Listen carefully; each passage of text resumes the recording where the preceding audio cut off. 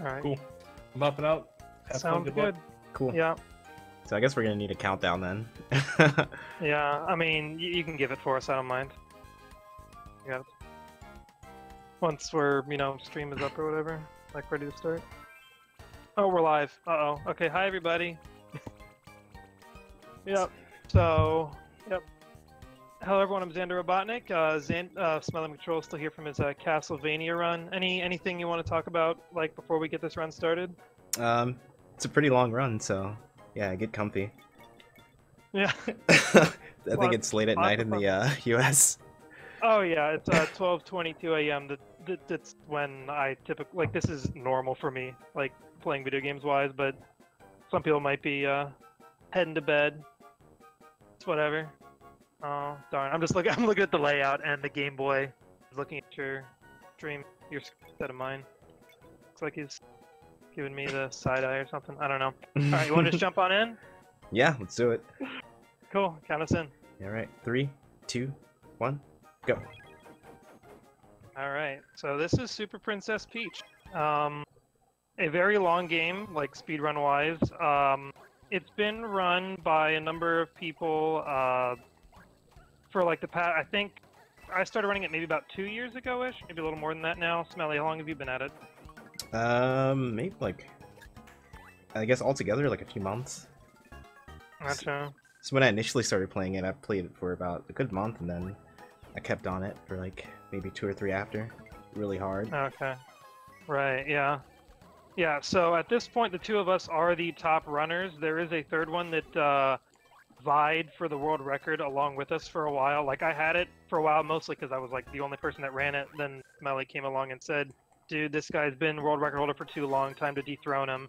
Stole it from me, and then the third guy, J-Dude, came in too, and he's like, I want to get in on this, and then Smelly and J-Dude sort of traded world record, probably like, what, maybe 2 or 3 times back and forth? Yeah, we had a pretty good bop sandwich going. Yep. Oh, I got a veggie on the first goal ring. I screwed up. Me too. It's not good. Okay, good. We're both in a terrible boat. We're supposed to get a guaranteed star there to start us off with 50 coins, which is important because you want to make as much money as possible early on to stop at the shop and buy Floatbrella, which is the stereotypical umbrella power-up that, anytime someone has an umbrella, they can float in the air after they jump. Apparently, Peach, Perry the Parasol do not get the privilege of starting with that. You got to spend 200 coins to get it. So yeah, basically, as soon as we get 200 coins, we'll be visiting the shop to purchase that. Another interesting thing to note as we kind of platform along here, you see we keep stopping at all these pink boxes to free toads. And although you can beat every single stage all the way up into, but not including the final boss, you can skip all the toads and beat all of them, the final boss does not unlock unless you save all these toads, which is probably the biggest downfall this game has, because there's nothing in-game that warns you about that until you get to the very end. I've seen a number of people play this game casually, get to that final boss and realize, oh shoot, I need all the toads? Well, I'm done. And they just never beat, and I always get sad, because I want people to like actually see the full game. I got another vegetable. What is with this? Rough start. Yeah. Vegetables wise, moving good. I think we're safe. I just realized I split, which there are no splits, so that's not good. I don't even know what my timer needs to be at anymore, so I'm in trouble. I'm gonna like tell it to start it. What's your timer at right now? About 2:52. 250. I'm gonna put it at 5 minutes. Hopefully I can smart enough to do this. See if I can multitask enough here. Start timer at. And if you could tell me like when you're about to hit 5 minutes, I'll just start my timer back up. Yeah, sure thing. Sweet. So yeah, this is what happens when you don't typically mess with, having a single marathon timer and no splits. 5. Does that work? Hopefully not at 5 hours. Okay, I think my timer's fixed. Yeah, so it looked like I had a world record of 1 minute there, but I realized on the second world, like, wait, I split earlier. I don't have splits, do I? Shoot. Yeah, it's definitely veggie percent right now. Oh, shoot. How many coins do you have? Right now, I have 58. Oh, I got 40. Yeah, fortunately later on, we do make one more shop visit on top of the float umbrella one where we purchase a little more for our vibe meter, like vibe upgrade. That one you do at 750 coins, and typically that one is not as big of a deal. Like, it's pretty easy to get it in time for like when it matters. Really, in general, float umbrella, the sooner the better. But like, actually, World 2-1 has a place. Is unfortunate. If you don't have float umbrella, it really hurts you a little bit. And you got some fun facts to kick in before I just talk the entire time? So you saw us doing, like, on the previous stage, 1-3, just taking a bit of a damage boost. And that's because going into Vibe and out of Vibe costs about a second total. So for a lot of the screens that we go into Vibe, we try to find a way to damage boost out of it, just so you don't get the second screen freeze.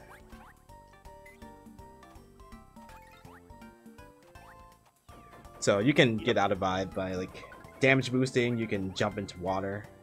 A couple other ways to do it too.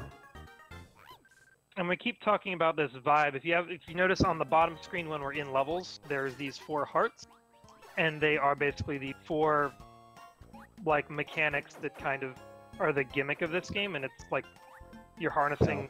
3 of them are like elementals based on emotions, and the 4th one's just not an element, just calm. But you use them for both movement and also some like puzzle solving reasons. So like joy, you can fly and make tornadoes. Rage, you set yourself on fire and like melt things. Gloom, you run fast while crying. And probably Gloom is the most common one we use just because it's really helpful for movement, because you go faster with it, and we want to go fast.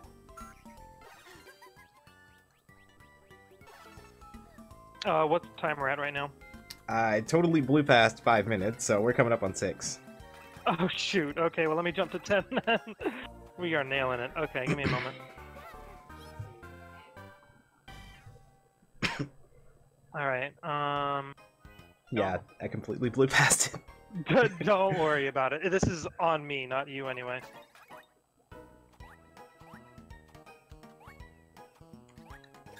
Alright, it's a nifty little movement here. Gonna bounce on a Goomba. Oh darn, I lost momentum. Usually I pick up that Bob-omb and then just kind of toss it aside. Either way, after getting this toad up here, there is this nice little Bob-omb parachuting down that nicely bounce off of. Like, we just know where it is every time, and just placed perfectly to land in that pipe and make your way in, you know? We're gonna throw this Koopa down, so after I burn this bridge with Rage, we're gonna go ahead and just pick up the shell and throw it at that toad box.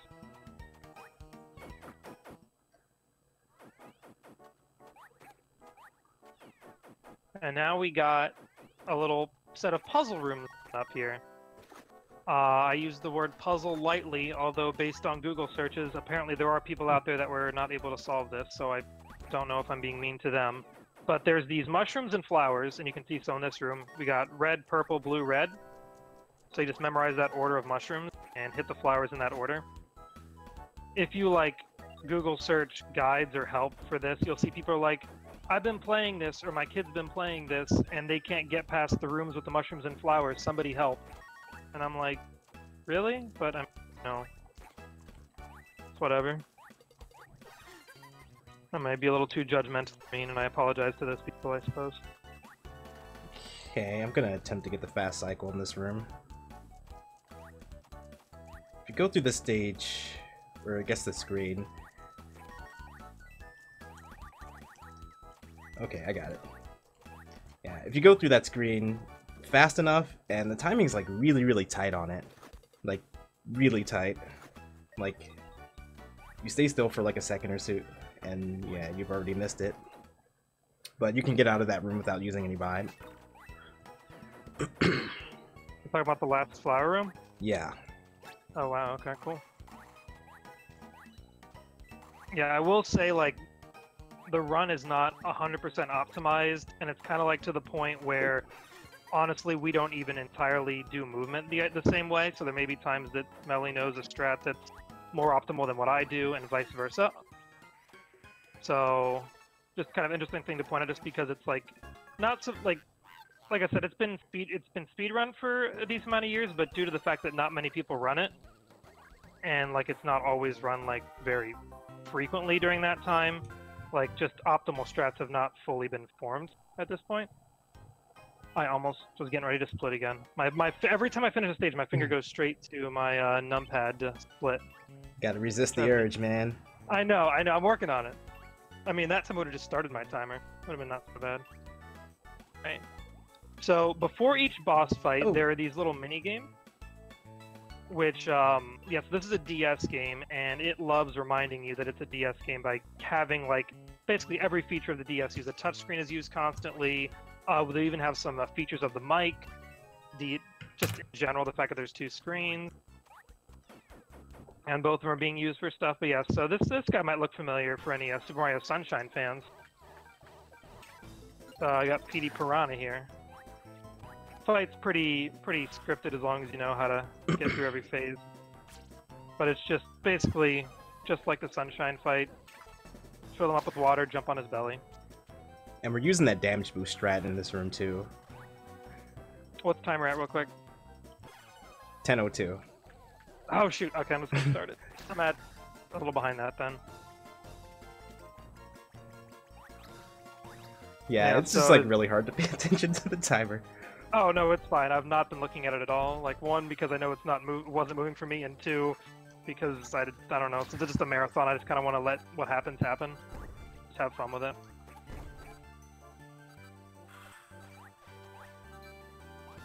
So yeah, apologies if you don't like hearing the low HP noise. Sometimes when you're low health, you just have to deal with listening to that little pulsing. Just happens. But yep, so that's the end of World 1. Saved our first slew of toads, and there's a little cutscene after every world where we get a little bit of backstory of Perry, who basically was apparently human or something. It was cursed to turn into a parasol for some reason. And so now, because of that, he was sold to like a merchant or something, and then Toadsworth, or the merchant found him on the ground, and then the merchant sold him to Toadsworth. Okay, I made that jump. It's a pretty tight jump without Floatbrella. Oh, I just used Joy to get across that. Alright, chat saying close enough. I'm okay with close enough. I apologize for subpar standards. Oh, jeez. Yeah, so both of us are going to have to start like keeping an eye on our money, basically, because once we see that we have 200 coins, we're going to go to that shop instantly because we want Floatbrella. Yeah, honestly, like, if splits would look really strange, like when you're comparing, if you ever like visit the shop a little early or late, just because you know, the shop visit takes time. So like sometimes, like if I get to do a super early shop visit, I might look like I'm 30 seconds behind for the first half of the game or something like that. And the reason that can cause that, you've seen that there's a star in the goal ring. There's like a frame-perfect timing that if you get it at the right time, which it's not like every time the star cycles around, it's not guaranteed to be there. But there's a chance when you get the star, it turns into a peach and you get 777 coins instead of just 50. So, yeah, we like the most optimal run would get that and like do both shop visits like in one, plus it would have more vibe earlier on in the run. But it's not like the optimization of this run has not gotten to the point where like world record needs to get that perfect RN. So it's not a big deal at this point that we're not getting it. I was talking about paying attention to money. I have 206 coins and I entered the next stage without buying Floatbrella. I'm a little oblivious. It's okay though. Yeah, I've had nothing but vegetables pretty much. So. Oh jeez, yeah. I had one run where I actually legitimately had an entire world and then a few other stages afterwards that were all vegetables. Fortunately, it was later on in the run when I didn't need to worry about shopping anymore, but it was still amazing that that kept happening. So yeah, so this 2-1 auto-scroller. It's your favorite room in the game, right? Yeah, you can just play around here. Yeah, one little fun thing you can do, actually, it's a little strange. If you throw one of the Spinies to another one, it actually spews out a whole bunch of bonus coins for you or something. It's something I only recently discovered. So I guess it's a nice way to farm some money if you need some. I'm being a little sloppy in the room after it, trying to grab the vibe. Oh, and not having float rally here is a little awkward, because usually I float before using joy, and I also just fat thumbed to miss the joy and fell to my death. Fortunately, falling to your death is actually only falling to losing 1 health. So casually, this is a very, very forgiving game. You have, like, if you're ever falling down a cliff, you can use joy to save yourself and fly back up. Like, you start with 6 health and you can buy more. You can buy more for your vibe meter, which, if you haven't realized at this point, anytime we use our vibe, there's that little yellow meter in the top left corner that drains as you use it. And when it runs out, you can't use your vibe anymore. You can regain vibe by picking up little blue crystals, as well as you can have Perry eat enemies, essentially. And when he eats them, you get vibe back. So, yeah. Vibe management is actually a pretty key part of this run. Making sure you don't run out before you need vibe to get past a certain section. Like if I ran out of vibe before using the gloom on that water wheel, I would have had to go look for vibe somewhere and then come back, which would have been really slow and annoying.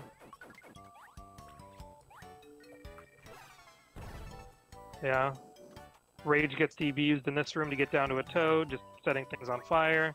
Typical, you know, fire video game logic. Regular logic too, you set something on fire, it burns down, but... Yep. I think we'll get what I don't know. Maybe I'm just talking too much. Yeah.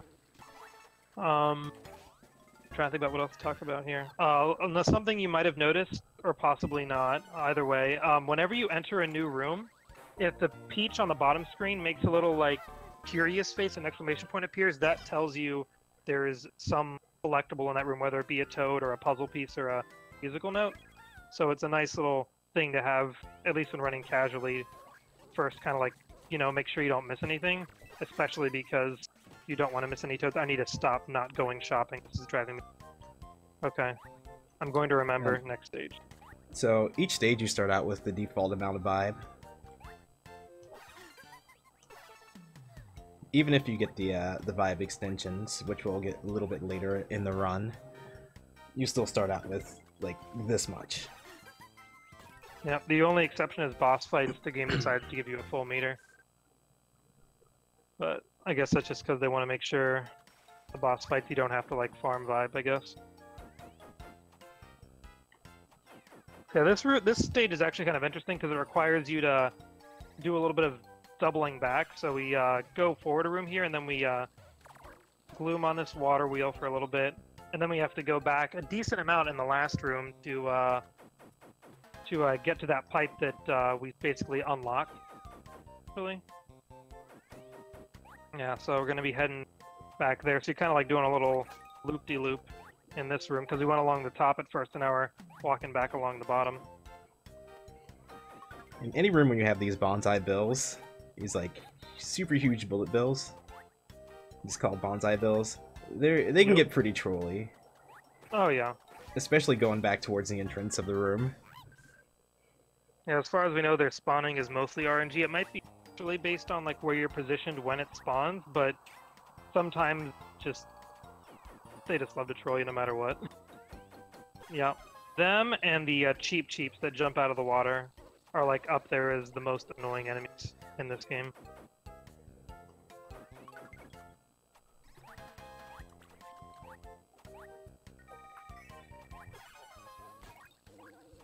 Another movement thing to notice that's kind of interesting is anytime we're using Gloom while we're running, you might notice we're doing a lot of jumping.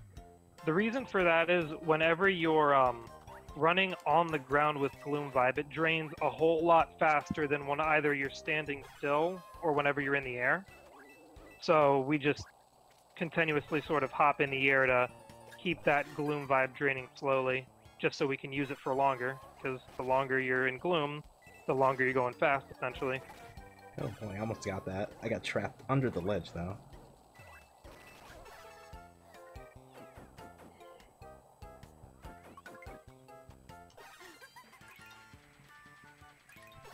I love that you can use enemies as projectiles to break open toad boxes. It's a nice way to keep your distance and save on movement. Offering toads. Okay, I'm going shopping now. I'm going shopping. I'm just saying that to myself because I'm tired of not having. Well, I actually got a star, so. Nice. There you go. Finally at 200. Nice. So wait, so you're basically getting float Bella right before 2-4? Yeah. Oh, okay. It was just intentional, so we were on the level playing field. I didn't buy it all that time then. I now have I had 299 coins when I went to the shop. So yeah, this is vertical auto scroller. Nothing too complicated to it, but even like whenever streaming, I always make sure like even though it's an auto scroller, it's not a good time to look at chat just because somehow I find it always so easy to fall off and then you have to restart the entire room and that's not fun. What is fun is mini games though, and we just unlocked one right now. Where are you about right now? Are you about at the mini game or past that? Yeah, I'm right there at the minigame. Cool. But yeah. So the mini games are another example of the game like taking advantage of its DS-ness. So we just got one called Toad Jump. And it's a game where you control a toad. And it's sort of like one of those endless runner mobile games where like it's not endless, but the toad is just running to the right and you blow into the mic to make him jump. So it's just fun little use of the mic because when they made this game, they were like, how can we make this a DS game, make it use all the DS's features? Which there actually is one feature in the run where you will see us being able to use the mic to help get through some rooms. I'll leave it as because I know everyone loves surprises. Alright, and as long as you get this throw right in this room, you get to toss this Goomba over the pipe and break that toad box.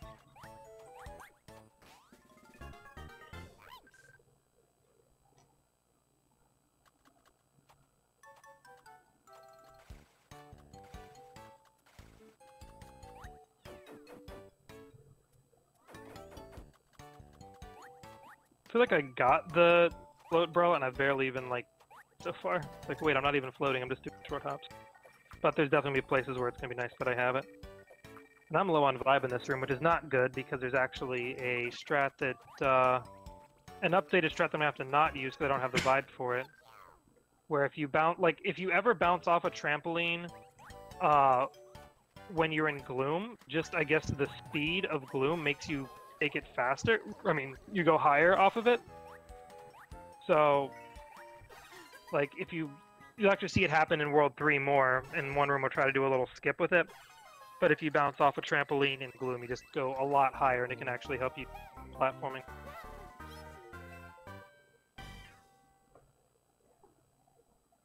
Nope. And then, so 2-4 here has a unique feature movement-wise, where we're going to go into this one pipe here that's in a very annoying spot, because it's above water.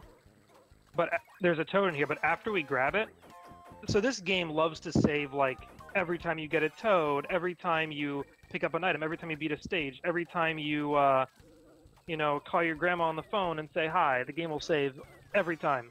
So because of that, we just grab this toad, save and quit, and re-enter the stage, and that's faster than backtracking through that room. And we're back on through 2-4 here. 2-5. 5, I think, yeah. The bosses. I know my numbers. Oh, I got Starfy to show up. So that's RNG. There's like 3 stages where that little Starman can show up. He does not affect the run at all, except for 100%, because you have to beat him in all 3 places to get him to show up in your little enemies glossary. But yeah, so it's just like, I don't even know what the percentage chance of showing up is, but it's pretty rare. So it's kind of cool I got to see him show up. He does make that room a little more, or a little less annoying, rather. Because he replaces the cheap cheap. Oh, does he? Okay, I usually gloom through that room anyway. I think you actually, the way you route, you save gloom. So. But yeah, definitely, it's more convenient because it's one less enemy to deal with. Yeah, Did you get him to show up? No. Just a regular cheap cheap. He was okay, though. Enough. That's good, he behaved for once. So this last room is like just a little bit of running to the left, then running and trampolining to the right. I've never, like, I always feel like this, I do this room very clumsy and slow. Like, no matter how I route it, something just always feels like it's better. I'm sure it's one of those things that you've actually routed out or something, maybe. Yeah, you try to use the power of the two springs together, and then kind of move off that. Gotcha. Okay. Alright, so this is probably... It's pretty difficult to do. Yeah, just like for the sure. one a little later on in the run, too. Oh, shoot, I got hit by the first little spike. Beat it this time, I believe. Okay, yeah. So, that first little spike sticking out is probably the hardest part about this minigame. All we're doing to roll this log is just we're spinning the stylus clockwise on the log on the bottom. Go up. So, yeah. Once you get past the first one, you can't really beat the other one cycles. You just kind of gotta let it go. And just wait for them to go away. This one's that, like, we'll see a minigame like this again, but it won't be spikes, it'll be spears. And actually, I think this one's harder just because of that, having to dodge that first. Now, the next fight is a less familiar character. I don't know if Who is in other games, as far as I know. But yeah, we got Who the Owl here. Just gonna fly up to him and poke him with parry here. That might have been too early, actually. Are you gonna shoot some? No, I went too early. Screwed up. So yeah, you're supposed, if you do the setup right, you're supposed to get Who to dive from the left side to the right. But I attacked too early on the second, so I screwed up. And instead I had to wait for him to do an extra cycle and dive from the right to the left. I got some bad RNG here. Oh, vibe drops out of the eggs? Yeah, no vibe drops. Oh shoot, yeah. So, boss fights are probably some of the places that are affected the most by RNG, just because you need vibe to kill a bunch of them typically. And if they're like little things that spawn vibes out of, like, if you don't get vibe out of them, like, you basically can't hit them until, like, you have to wait for them to do another cycle of attacks. So yeah, I'm guessing you went into rage and popped all 3 eggs and nothing came out? Yeah, got nothing at all. Yeah. Okay. That's bad luck. Yeah, World 3. Yeah, I actually got good enough RNG to get through. Oh. Oops. World 3 here is the Boo House of the game. So I think for the most part it stays pretty linear, but it might have a few, like, labyrinthy kind of feels to it, just as, you know, the typical ghost houses in Mario games do. Yeah, just the standard kind of misdirection. Yeah. Comes along with Boo Houses. Hidden walls. Yeah, we'll see one of those actually up ahead here. Door puzzles, that kind of stuff. Oh, and you notice, like, what I just did in that room? So, you can climb up ladders, of course, but there's actually, the faster way to climb up ladders is to mash the jump button while holding up. And then Peach will, like, keep on dismounting the ladder, jumping, and then pressing up will have her re-grab the ladder. So if you do that multiple times, you'll just jump all the way up the ladder, nice and fast. And then what you want to do once you get to the very top is you want to stop holding up, because at the very top of the ladder, Peach will do an animation for climbing up the top of the ladder, and that's just, you know, waste a little bit of time.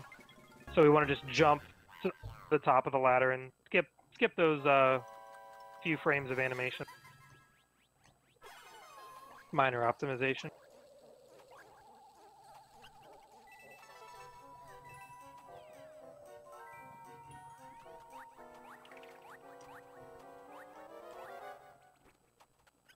And we're going to be coming up on a new ability here in a couple screens. Yeah, I just grabbed it.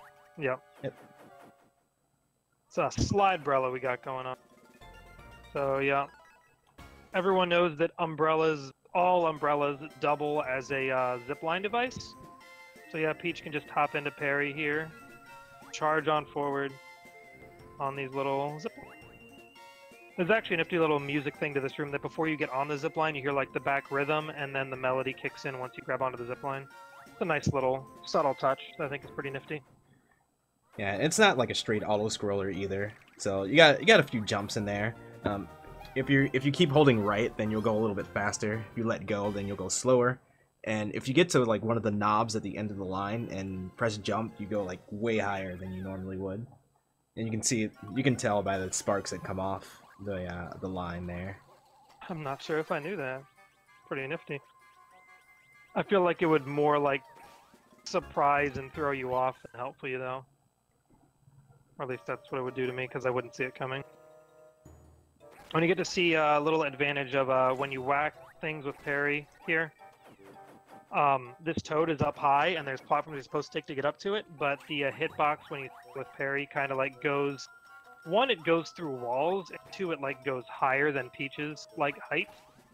So you get to just like, you know, if there's something slightly above you, you can reach it, even if you're not as high as it yourself. So saving on some platforming time there.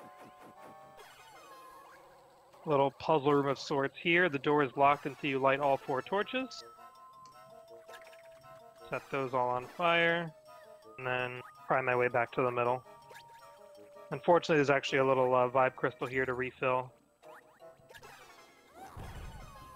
And those switches would make platforms appear, but I'm just going to ignore them. Fly instead. I don't got time for switches.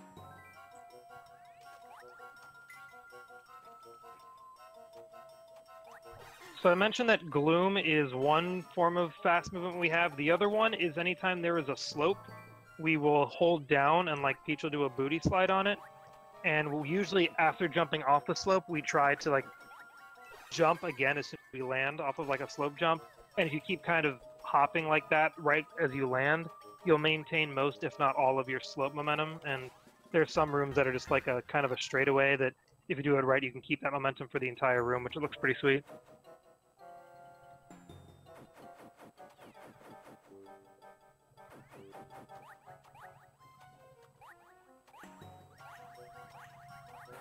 And so those disintegrating platforms, you have to hold R. If you hold R, you could walk in this game. This game doesn't have a run button, but it does have a walk button.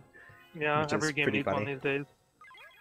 So if you don't hold R, you have like, I think it's like 1 or 2 frames that actually jump off those gray platforms before they crumble. Yeah. It's a tight jump, and honestly, there actually is no real risk in holding R as you're landing. Because if you jump before it disintegrates, that also means you jumped before the walk animation really kicked in. So you'll still have your like running speed momentum. But if you jump too late and you have your walking speed momentum, that also means you jumped late enough that had you not been holding R, the platform would have disintegrated beneath you anyway. So there's, yeah, always hold R on those platforms. Got a nice little free fall room here. It kind of reminds me of the sunken ship in Mario World. Because you just, if you know where everything is, you can just fall straight down, get where you want to go, and then move on with your life. It's a much shorter version of that room, though. Or that, yeah. That sort of free fall mechanic. Yeah, so a lot of the toads in this stage are, like in this world, are like in little one-off side rooms.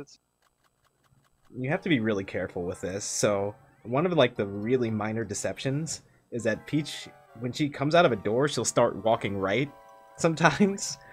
So it's meant to deceive you into like going back down that pit. And you'll notice it in a couple other doors as well. Where it kind of just throws out a subtle hint that you're supposed to go this way, but yeah. Yeah, but don't. So earlier, like you just saw me go through, it was basically an auto-scroller room. There was a Boo in a cage, and I had to free him, but I made it to the end of the room before he did. However, I need to use that Boo as a platform to, you know, get up to that higher place. And we've done a little bit of testing. Like, unfortunately, hopping, like, there's no way to get a jump that gets you up to that higher platform without stepping off of the Boo. So we have to wait for the Boo to get to the other end of the screen and become a platform under the spotlight. Which also, I don't know how the spotlight showed up on stream, because I believe we're streaming at 30 FPS, but the thing like flashes 60 FPS. So yeah, it looks like it came across as a solid spotlight instead of something flickering. And that's a rather important point to talk about. So you'll notice in the spotlight there are orbs. So normally we could just go and just use Joy Vibe and forget about it, right? Just float up there. but because of those orbs, um, you go into Joy Vibe and they immediately take you out of a Joy Vibe. Yeah. And also bring you back down to the ground. Mm-hmm. So yeah, I guess the devs realized that in some situations Joy Vibe was too OP, but they wanted you to like solve the puzzle the intended way, and they just added those orbs in as a feature of no, you do it the way we say you do it. You don't get to cheat your way through this one. Which, in all honesty, there's enough places where you get to sort of cheat your way through with Joy anyway. That if there's a couple of those every now and then, fine. I'll do it. I'll do it your way. Nice little maze of doors here. You just have to remember the order to go through. It's middle, 3 right, and then 1 left, and that gets you to the top. If you screw up any of them, it basically makes you start the room. So, since we've run this game, we know it, but casually it can get a little frustrating to keep having to reset and memorize it.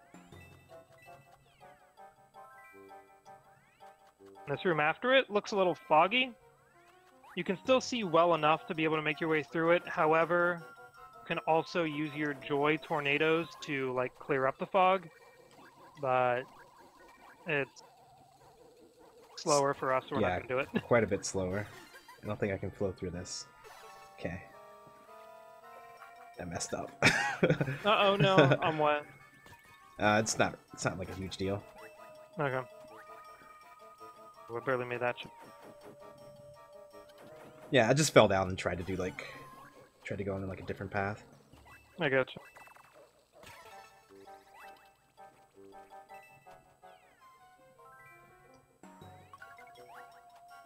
This room's pretty fun. The Especially one when with you keep all your Side momentum. Goombas?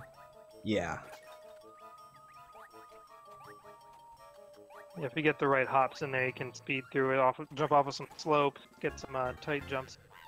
It looks pretty cool. Alright, so this first room here, I was talking about glooming off of trampolines. You see I just skipped the trampoline there. I'm going to try to skip one more here.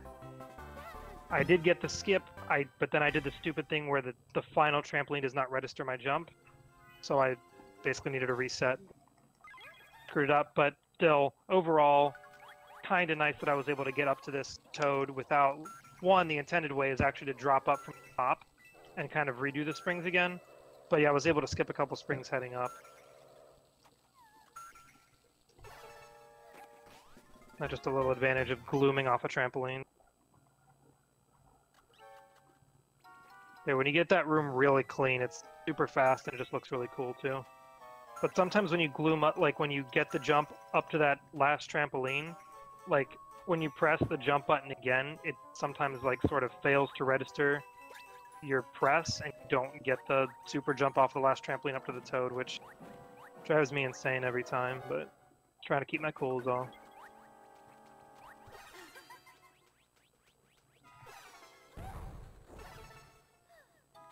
Yeah, it's just how all those green springs work. Like they're kind of annoying. You have to get like a really clean press on it for them to actually like launch you. Mm-hmm. And like you kind of need to get a running start as the trampoline's about to spring up to make sure you get the optimal height.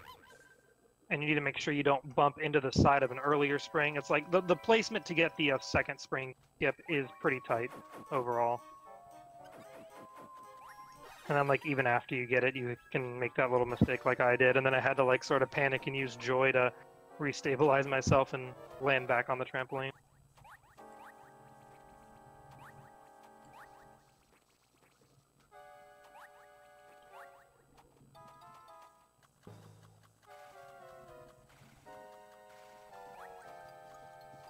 Alright, so I dropped down early in this room to get that vibe crystal because I'm going to need it for later on. But yeah, so basically all the doors except for one in this bottom area just send you back to the beginning of this room. That only this door I went through gets me to the toad. But yeah, so I got that vibe refill so I get to fly up here rather than resetting the room basically. And they give you kind of a hint for that. So the only things that are down there are a vibe crystal, a heart, and a puzzle piece. And the door that you need to go into is directly to the right of the heart. Yeah, so that's the visual cue we use rather than like counting to 13 or whatever the door number is. I've actually never counted the doors just because I knew that visual cue existed. I couldn't even say how many doors are down there, honestly. Got a nice little gravity room here, and we'll see it once in this world, and it won't crop up again until World 8, but just as you're seeing, you hit those little swirly-looking blocks or whatever, and they, you know, rotate the room 90 degrees.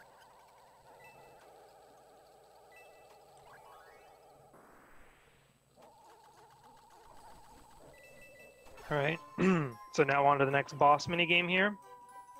We got Boo's on the bottom screen, while Peach is descending, we just kind of gotta swipe them with the stylus to scare them away. And then the next boss that we have coming up is the King Boo fight, which, like, so getting vibe crystal refills is not RNG based. There's like a chandelier that you keep breaking to refill vibe. What is RNG though is what we're gonna do is we're gonna be lighting 1 to 4 torches. There's like 4 torches like in the 4 corners basically of the room. And for the first hit, 1 of those 4 is randomly unlit and you have to light that one. For the second hit, 2 of them are unlit. For the third hit, it's 3 unlit, and the last 2 hits, all 4 of them are unlit. But basically, we want to hope that this bottom left one here is unlit, which it was not.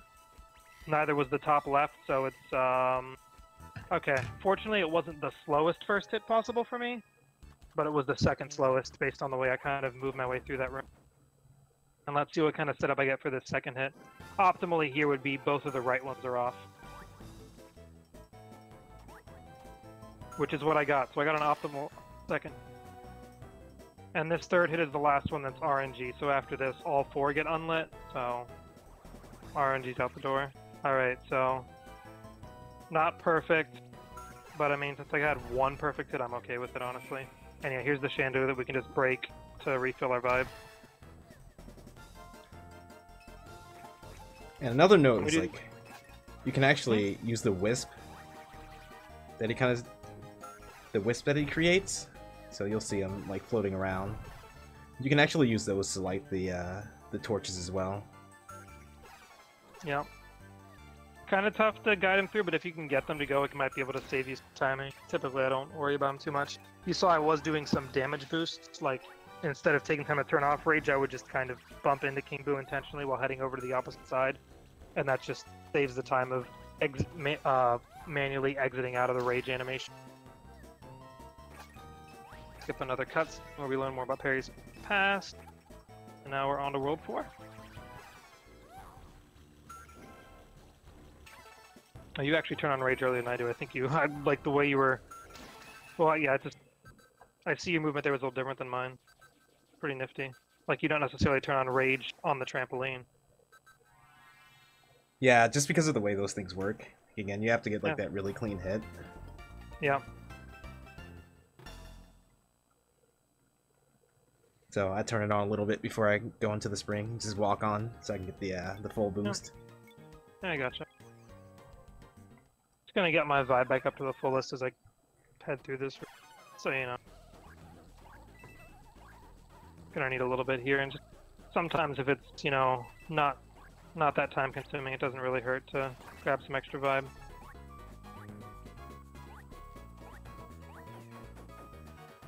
And now we got this sandstorm room, just like the foggy room. If I pulled out Joy, I could tornado and clear this up.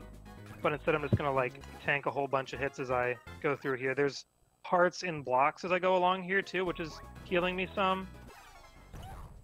Which is nice. Basically, overall, I have very little chance of dying in this room. If you do come out into this room with with low health, it can be a little risky because usually I'll kind of will like bounce in the lava basically. But it's usually not too bad. That last jump in the lava was completely accidental. Yeah, so now we're gonna have to deal with an auto scroller with the low health sound effect for a little bit here. I sincerely apologize for that. I thought we're not gonna have to deal with this, and then I walked into the lava for fun.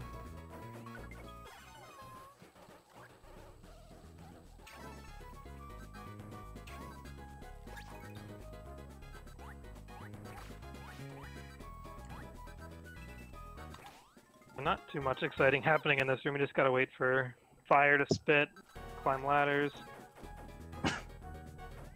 Yeah, there are a few auto-scrollers in World 4, but it's not nearly as egregious as World 6. Yeah, we're gonna be chilling a little bit there. It'll be lots of fun. Oh, and this is around the time when we need to start paying attention to our coin count again, because once we hit 750, took another damage I wasn't expecting to, so probably be dealing with the rest of the stage with the slow heart sound effect. Yeah, once we hit 750, we'll be buying Vibe Teas, which is the power-up that fills up our Vibe meter more. Like, overall, it's just faster in some places to have the extra Vibe, but there's, like, 2 specific places where, like, it definitely helps a lot. There's, like, one boss fight, and then also World 5-1 has, like, a place that you need a lot of joy to, like, optimally fly through things and get to a toad. So, yeah. Although through the use of a trampoline, I don't know, it's like the running out of vibe is not as risky anymore, fortunately, than Smelly routed in recently. Yeah, this game is pretty easy. It is built for a younger audience, though. Yeah, I will admit I do not think that we are the target audience of this game. That does not change my level of enjoyment when playing it, but I'm still, you know, aware enough to admit this game was not made for me. It's still got some neat platforming, and actually there are, like, so at least in the main stage levels, the platforming is, you know, pretty basic and stuff, and like you have a lot of safeties. But after you beat the, like, any percent or beat the final boss, new stages are added, and out of nowhere, just the game starts pulling no punch, and the stages get a whole lot harder. Pretty insane. So if you if you're able to hold out to the end, to like the post-game stages, it's definitely worth the effort put into the main stages. Use rage to stomp this guy, which the little hint block up there says you can use rage to stomp on enemies to scare them away. So apparently I didn't shred that guy into little rock bits. I just scared him away. Just friendly reminder, we're not doing anything violent here. He's just scared away, that's all.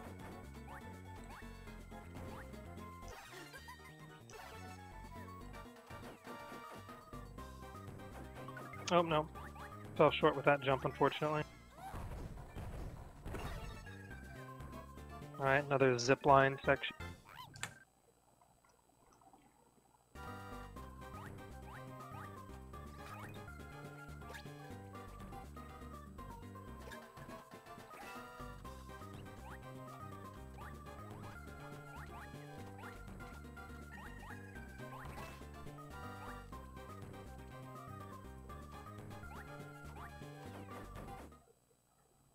These red switches you just gotta hit when you're in rage. Break them open, and God, I'm still short on money. It does look similar to Yoshi's Island art style, but as far as game mechanics, not similar at all. Mm-hmm. Yeah, art style and like visually, things wise in general, this game, like, I think, like, though it was targeted at probably a younger audience, it also has features that are like targeted at hitting people right in the nostalgia and like just other games that they're familiar with, because it has, like, we saw P. Piranha from Sunshine earlier. A lot of the enemies look like the way they do in Yoshi's Island. We have ravens from Yoshi's Island. There's I'm trying to think other enemy, like there's flying hammer brothers that you only see in Super Mario World before this. There's a lot of like enemies that, like, hey, that's that enemy specifically from this game or whatever. So I don't know, I kind of like the little nods it does. Kind of shows off enemies like that, while also here and every now and then introducing new enemies of its own. Like, actually we're seeing a lot of the little Rex dinos in Super Mario World in this world, in World 5 as well.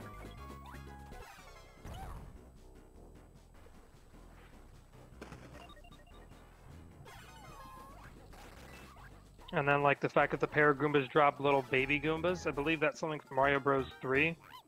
I think that happens in there, I'm not 100% sure though. But I know this isn't the game that sort of invented it.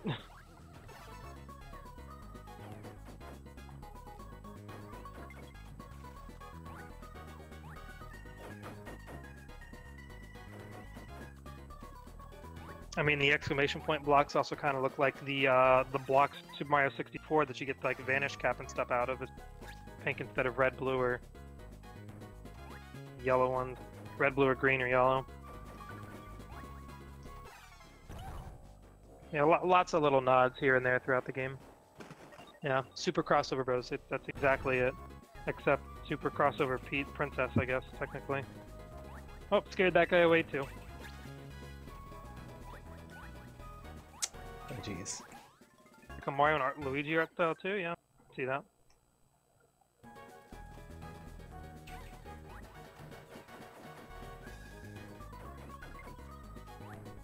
Alright, so I do have my 750 coins, so I'm going to stop and get some Vibe Tea real quick. This shot visit's actually a little longer because we have to take the time to watch the Vibe Tea fly from the bottom screen up to the top screen into Perry's mouth. And there we go, have to do it twice. And now we're out of here. So yeah, like, usually I buy that upgrade anywhere between Worlds 4.2 and 4.4. So like there are times where I'll look like I'm 30 seconds ahead compared to PB because I do my shop visit late, and then like 2 stages later I'm tied back up again because I took the time to go shopping. Kind of one of those things to, like if someone's watching, I'm like, dude, why do you suddenly fall so far behind in 1 stage? Like, nah, give it 2 stages. And it's like, oh, okay, you're caught up again. Whatever.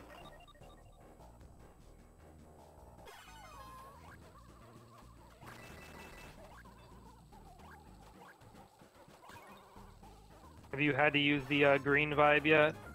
Not yet. Not yet. But there's still plenty of game left, so oh yeah, how for that sure. goes. Larry, have we given it like an alternate name or whatever besides just Calm Vibe? Shame vibe. Shame Vibe. I thought I remember hearing you say that before, but yeah. So the green heart, which you have not seen us use that, and we may or may not use it, is basically if you're ever low on health and you're actually afraid that you're about to die. If you turn it on, your movement will remain completely unchanged, but you'll start to glow, and as your vibe drains, you will slowly regain health. So it's a nice little emergency thing that you might resort to if you don't want to die, because if you die, you have to redo an entire level. You won't need to get any toads that you've already gotten, still have to go through the entire stage. And yeah, the one interesting thing about Calm Vibe, though, is so there's still the animation to turn it on, but turning off Calm Vibe does not use up any time. You just keep on going about your movement without any animation, which is, it's like if you ever want to heal, it's best to do it like directly out of a different emotion. Because in general, like if, let's say, in general, it's better to change, like if you're going to use joy and then gloom, it's better to, you know, go straight from joy to gloom instead of joy, turn off joy, turn on gloom. So, but for the sake of if you ever need to use Calm Vibe, it doesn't actually waste any time if you use it directly out of a different emotion, essentially.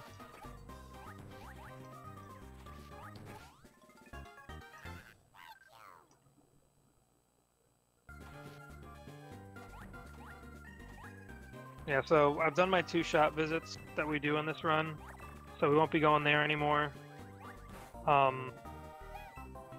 There's actually a lot of things you can buy there, including puzzle pieces for like the puzzle mini game, the puzzle is a lot like if you've ever, it's a puzzle, basically, but it's like if you ever played Banjo-Tooie, the puzzle that you use to unlock rooms or whatever, a lot like that, or like open stages, I mean. But yeah, you can buy some more like levels of mini games because there's like 10 levels for each mini game. And there's a couple other things, but yeah, for the sake of the 90% speedrun, we don't need all that.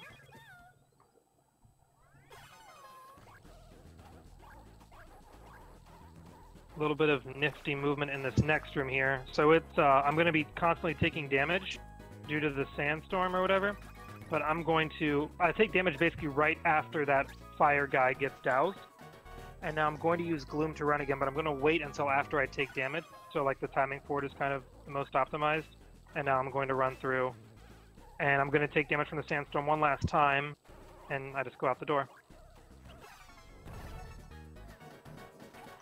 Okay, in this room, actually, very often I'm low on health, and just basically in general, I think this is the stage where my health gets, like, the closest to dying, which really, with 6 health, it's a little sad if you manage to die in this game, but I mean, it can happen, and I'm actually going to go ahead and, for safety's sake, I don't want to take any risks, I'm going to go ahead and start healing up a little, except, yeah, I healed up, and, like, I healed up 1 health, and then I just took a hit and lost that 1 health back. But I should be able to make it to this next room in 2 hits, like in less than 2 hits, so it's not a problem. Yeah, it's just because you have to damage boost so much. on this this entire world. That you Yep. end up low on health. I actually named this split the Widowmaker because I used to die here quite often. That was clumsy movement there.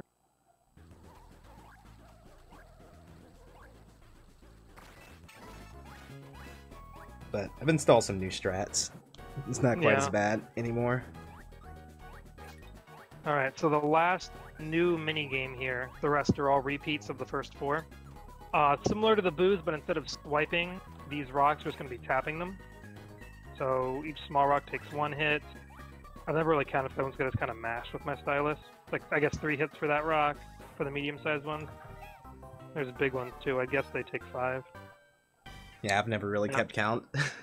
Yeah, mindless mashing, you know. Speedrunning at its finest, mashing.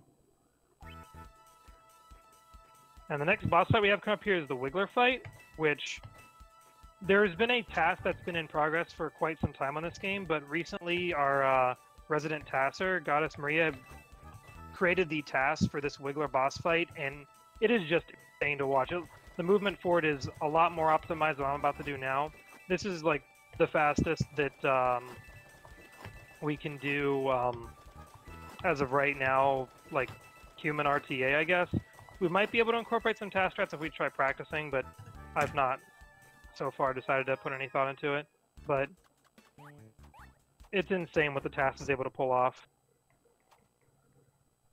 And basically, we're going to flip him over and damage him, and then flip him over, like, after you damage him, he gets angry, and then you can flip him over while he's angry, and it'll make him calm down quicker.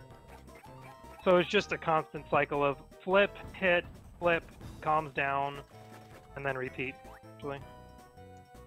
And there's like a little visual cue that I use to know when he's going to run back on screen to get flipped. Like, once the first shake of the screen happens, when he charges from off screen, that's when to turn on Rage to turn on these little plungers to flip him. And then I just kind of eyeball it to flip him over again. And now when he's down to 2 health, he fogs up the screen. And you'll take damage if you let it get too cloudy. So what we actually do is we turn on Joy Vibe to clear it up. And also we're invincible to these falling rocks now. That might have been early, I don't know. Shoot. Okay, no, we still caught him. I sort of twitched and accidentally hit Rage a little early there. But yeah, so now it's actually a little safer because I'm going to be invincible while clearing up the smoke, so I don't need to worry about dodging the rocks anymore, which is really nice.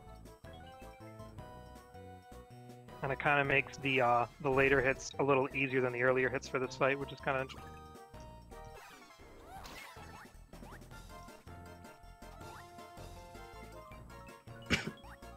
Alright, one more hit and we're done.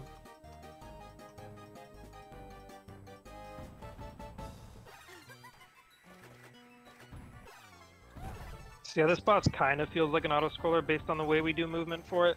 But there's like, you can, based on when you turn on your vibes, you can like save and lose little bits of frames here and there.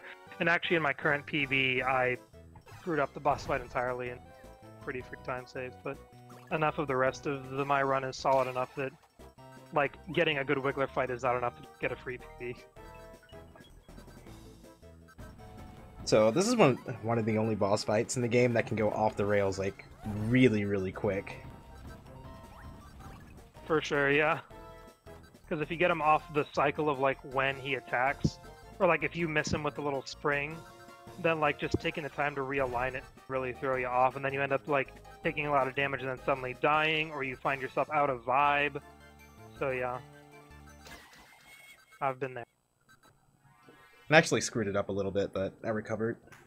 That's good, nice save. You're just showing off your ability to adapt. Good. What kind of things I like to do in Marathon.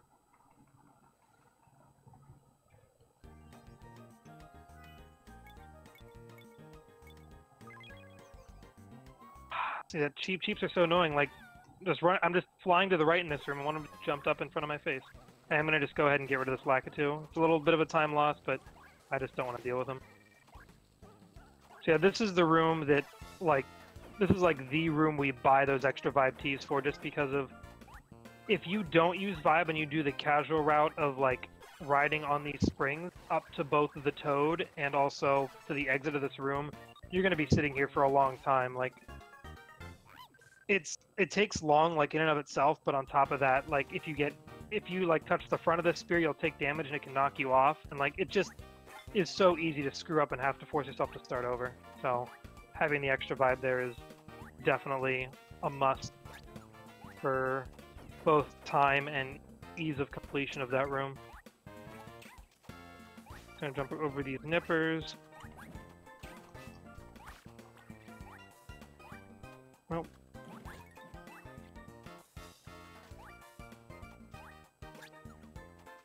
So looking at my timer now, I see we're at only 59 minutes. There was a time, like, while this game was still getting optimized to the point it is now, that I legitimately thought, like, beating Wiggler at around 1 hour, like, exactly 1 hour, was a good time. And since then, we've, like, shaved, like, over, like, a minute and then some from there. So it's cool. Like, I've basically sped around this game since the beginning of it actually having runs. And it's been cool to, like, just see how different people contributing to the run has made it get as optimized as it has become today.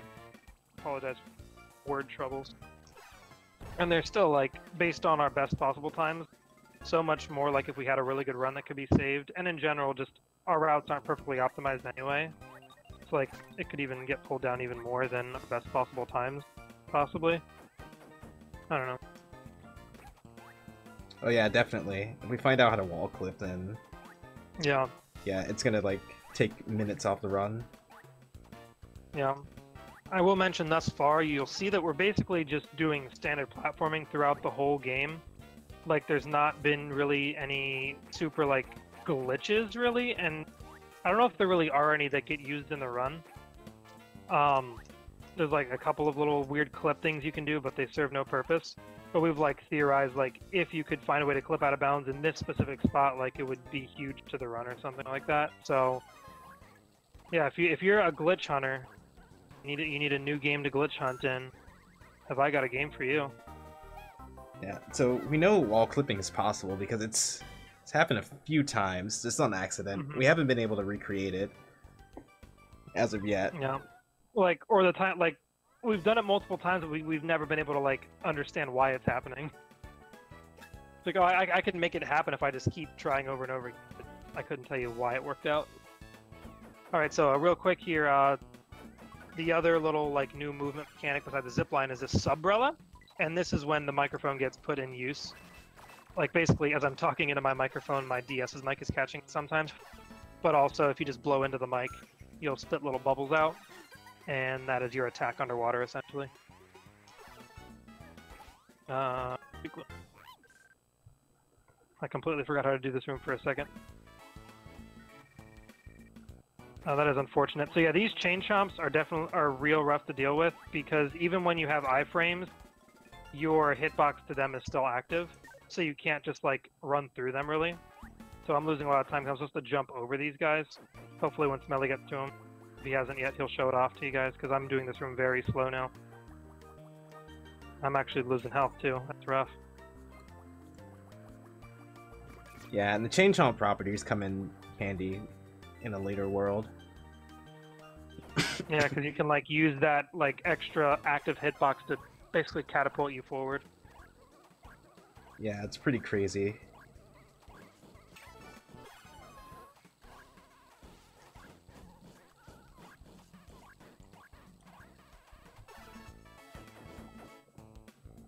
I feel like I've been low health more than I'd like this run.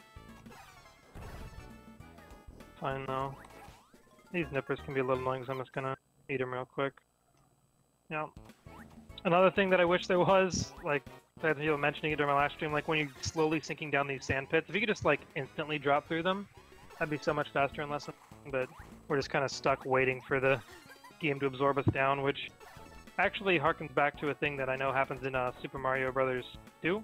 I mean, I'm sure it happens in other games too, but I just think of that one because that's another game where you can play as Peach. Where, like, you can, like, kind of sink into the sand and it actually leads to a shortcut in one stage. So we're going to use Gloom to, like, bounce through that room nice and easy. Oh, and at the end of every stage, if you haven't noticed, even Peach reminds you that game is easy. Every single time. Like, every stage. That was easy. That was easy. She's a little aware of the easiness of her game, I suppose. But I mean, if a game is easy, that just means that there's more room for like tighter strats, so it works out.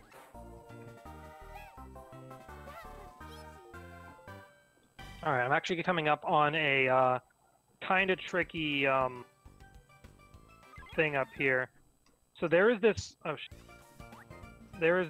warp pipe directly above where I am now that I cannot access right now, like with Joy Vibe, because there's like little orbs that prevent me from flying up there. But it skips majority of the level, or at least a couple rooms. The problem with it is if I just take it without taking this pipe first, is I'm going to skip a toad, and as I mentioned a while back, you cannot unlock the final boss fight until you get all the toads. So I'm going to go forward a room, grab this toad, and then go back. And I'm actually going to do a neat little trick as long as I pull it off, where I ride a spear and toss a spiny up to where the toad is, and that's going to break open the toad box while I still ride the spear up to that shortcut pipe. So let's see if I can pull that off. It's not too hard. Actually, one of my biggest fears is accidentally hitting down and hitting the spear is one, but also accidentally hitting down and absorbing the spiny rather than carrying it all the way up to the spear. But second try we got up here just fine. Now I just got to make sure I get this spiny throw good. And I got it. It's a little intimidating, but after sort of getting the visual cues for it, it's not too tricky. When we first realized that was a thing, I thought that was gonna like be a huge time save that I would be struggling to get for the longest time. But it looks pretty cool when you can pull it off. And so, one of the difficult parts about that is that the background actually moves. So if you miss that, you have to like line it up with a different visual cue the second time. Yep. I actually kind of try to use those little orb things or whatever myself, but they're also moving, so not perfect either. And that's another place where we found that wall clipping is actually possible. Because if you get hit by the spear and you're standing on the spear just right, you actually get squeezed out when it hits the wall. You just kind of clip through the ground there. So now it's auto-scroller time in the submarine. Not the most exciting of time. There is like one little interesting thing. I think I saw someone playing this game once that they did not like, I guess they mashed through the submarine instructions too fast, and they were unaware that you could blow into the mic to attack. So like this fork in the road I'm at now, there is a fish that comes like on the top road and the bottom road. And basically, if you don't know that you can blow into the mic, you basically have to tank a hit. So like if you didn't know you could attack, then you only had 1 health left. Basically just be forced to die. No, you can blow into the mic, it's a thing. Friendly room. And then with these sea urchins in this part here, you can just kind of hang along the bottom and you'll be safe. Yeah.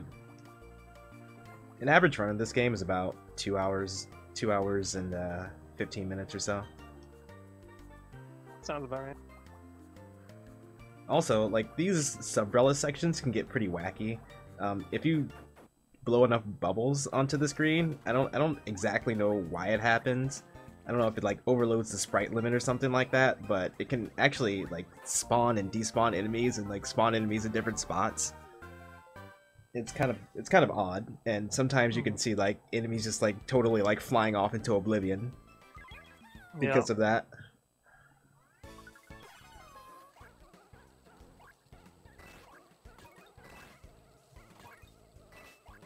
So this stage right here actually is one of those places that you can do a clip and just take Peach completely off screen, and if you wait long enough, she will get pushed all the way until she wraps to the beginning of that room. It takes a while, unless you press the fast forward button on an emulator when you're messing with it. So if you're going to try it yourself, be prepared to take a nice little rest break while you wait for it to happen. I think I have a clip of it somewhere, or a highlight somewhere on my channel. Not 100% sure though. It's like, if we ever had a glitch showcase for this run, that would be like the one place we could actually showcase something, or like one of the only clips we could show. It looks kind of silly when it happens, because what happens is like, it's when you try to duck under like a tight space or slide under it, if you like don't slide all the way through and you like get up from your crouching while being in a tight space, the game tries to push you back out of the tight space. But you can sort of trick the game into pushing you out, but it's actually pushing further out of bounds. And that just keeps doing that until it's like, oh wait, Peach's location completely reset.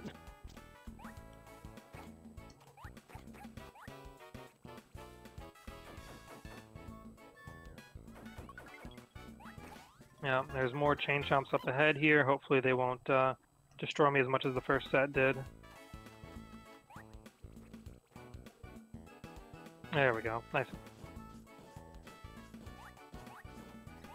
We got this little beach ball here that kind of use like brick breaker. Make our way through to this toad. Have you ever like taken the time to try to figure out what the perfect aim is on that beach ball? Or you just kind of give I a kind of whack? just try to like hit it on the top and aim it downward and hope for the best. I mean, it's more thought than I put into it, so kudos to you.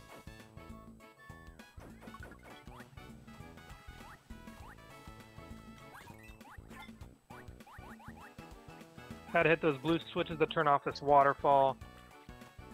Gets us to the third toad here, so now we're all set to head out.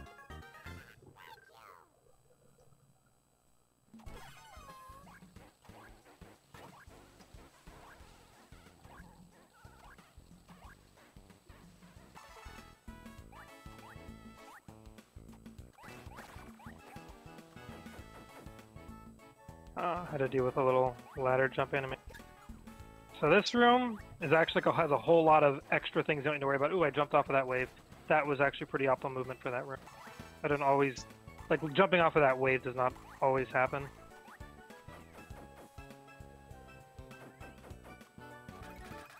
Whack a whole bunch of piranha plants here. So yeah, those red piranha plants, if you just jump into them, they will like chew on you and then spit you out, and it takes a while to wait for that like whole animation to go through. So you definitely got to be careful if you ever come face to face with one of them. Just try to whack them and to get rid of them, but it's annoying if you screw up.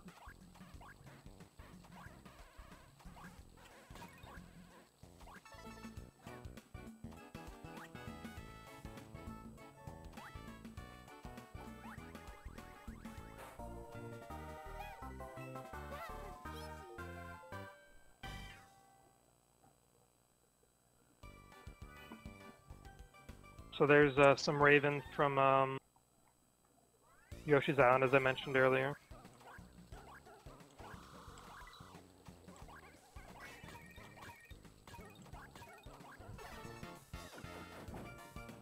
So the stage is pretty interesting, right? So they installed a pipe that like takes you to the end of the stage for some reason. Because who doesn't love a shortcut that skips everything you need to beat the game? And essentially, like, it only skips one toad, but I mean, one toad is all it takes for you to have to revisit a stage, so, yeah. Fortunately, though, we are still able to take advantage of the pipe. We just have to do a little bit of doubling back to get all the toads and then complete the stage.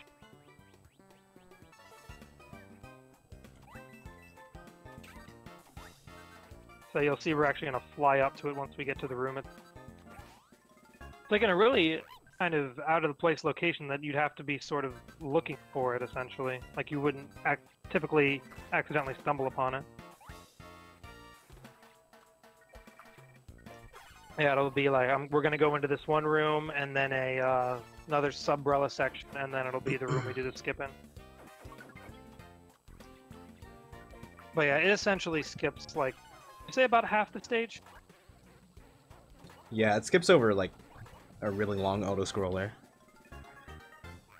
which is really nice. Yeah. Along with like, so this sub-umbrella room in right now is actually, there's a second sub-umbrella room in this stage, and it's actually this same room, just like the top half of the room. So, you know, kind of interesting to note, I guess. Oh, I screwed that up. Supposed to bounce off this Lakitu, but that I won't be doing. But yeah, so like they just basically used the same room for two sections of the stage, divided it up. Oh, I got Starfy to show up again. 2 for 2. We were just napping on the beach there. You didn't get to see him for too long though, because I had to go back a stage. So yeah, here's this backtracking we were talking about. Gonna head down here and get rid of this little sand dude, who really like looks like he wasn't bothering anyone, but I'm gonna get rid of him anyway. I guess he was blocking this toad. That counts as bothering someone. Yeah, after that, we're just gonna go ahead and make our way back to the last room of the stage. Because we skipped the entire stage. Okay. I have no health. Gonna heal up. No risks here.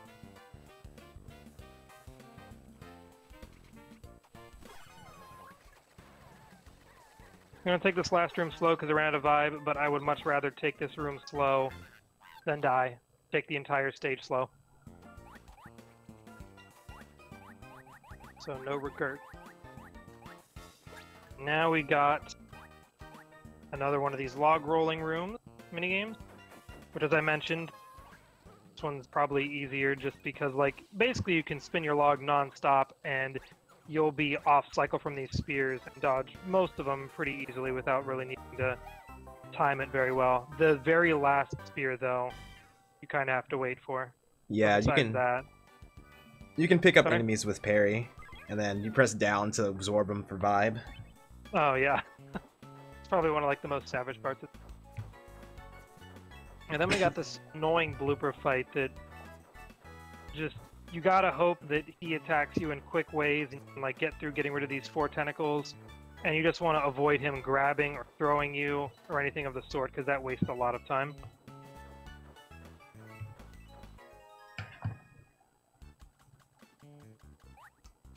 And like what you hopefully want to do is sort of face the opposite direction of where you want to go, kind of when hitting the tentacle, so that like the knockback of hitting it sends you under the next tentacle you want him to attack with.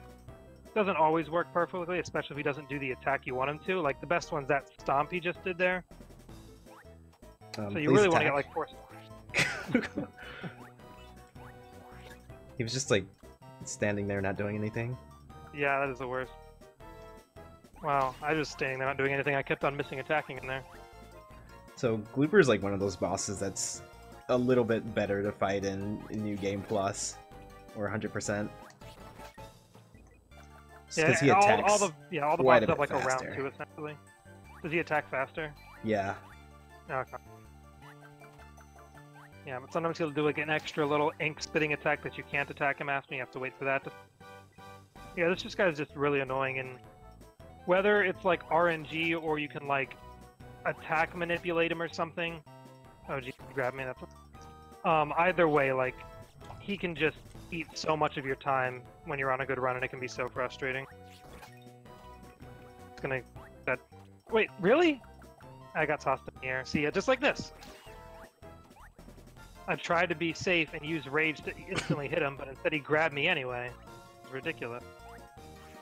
So yeah, and then his sort of phase 2 is he actually tries to use Calm Vibe himself and heal up. But we just pop his bubble here. And the hitbox on the tentacles are like really, really weird too. So a lot of the time I like to jump on him, but it's actually pretty dangerous. It's faster in some situations though. Yeah. Anytime I get like an instant jump on him, I get terrified that instead I actually accidentally like get grabbed by him. But yeah, so I had a pretty rough fight here. So yeah, I would not want to see how that did compare to Pete, because that would have lost me a lot of time, especially because of that annoying grab. But whatever. Just showing off why he's annoying. So now you know, and you can hate him as much as we do. I don't know, who do you hate more, Blooper or Blazzaris? Glooper, definitely. Blooper. That's fair. The boss of this next world's pretty annoying too, though. That's what I'm talking about when I say Blazzaris. Although worlds-wide, this isn't your this is like your least favorite, right? World definitely. 6? There's not too much that goes on in World 6. I think it has some nice little features to it, but definitely it's pretty dense with auto-scrollers, which is a little rough. The first stage is, I believe, the second fastest in the entire any percent run, second only to World 1-1. It's kind of interesting that, you know, a stage this late ends up being so short. And it might actually be faster than World 1-1 had we not needed to take the time to stop and grab a mini-game that's sort of blocking our path at the very end. I actually forget how close they are, I just know they're both really short.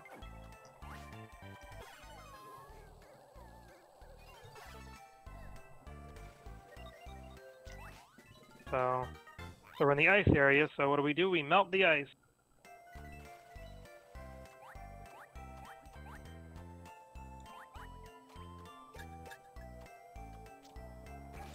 Yeah, so that's all 3 toads. 2 of them were in the same room.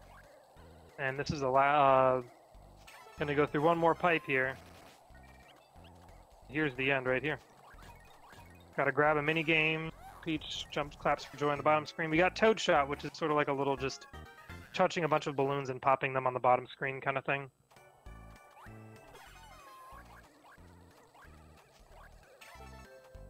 Yeah, next world. Next stage. Not next world now. We still got a decent amount of World 6 to go. We have a nice little thing to skip the intended movement in this next room. So you're supposed to, like, they give you a whole bunch of vibe crystals and you're kind of expected to sort of use Joy Vibe to fly through this whole thing.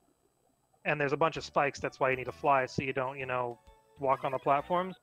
But alternatively, we're just gonna, you know, use iframes to jump across this entire section, actually.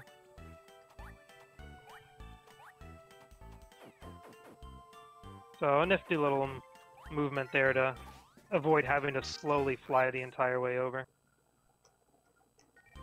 And then we kind of sneak up to this upper area. And we're doing a little bit of backtracking in this room to get to a toad. We'll actually do like a little death warp too, or a... See, I don't know if you call it a death warp because you don't die, but it's essentially... Bottomless pit warp. To kind of just get back to the pipe we came out of.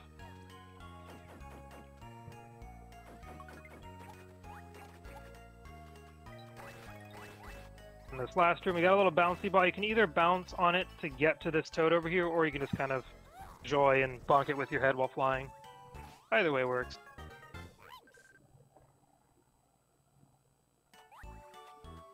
Oh, I got a star. 50 coins I don't need right now.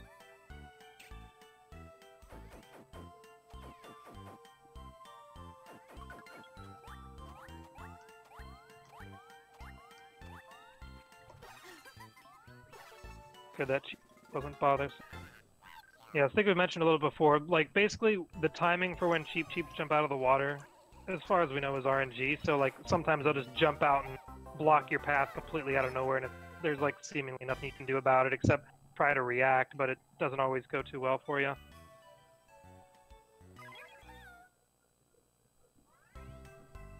I'm gonna fill up on vibe here, because I'm gonna use some well, you need some gloom to make some ice paths here to slide on, but I also want some vibe to melt down some snowmen instead of taking the time to whack them.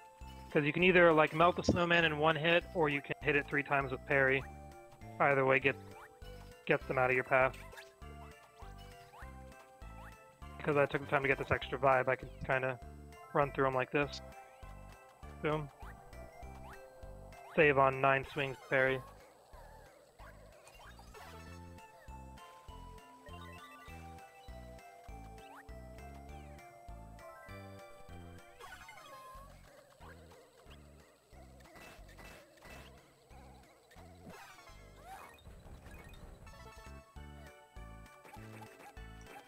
Yeah, clearly this must not be too eventful of a world because I'm not talking to. Yeah, everything slows down. It's almost like the Ice Age here. Yeah. Get Almost. it. Clever. I don't know, I think this world has a little bit of charm to it. I don't knock it quite as much as you do.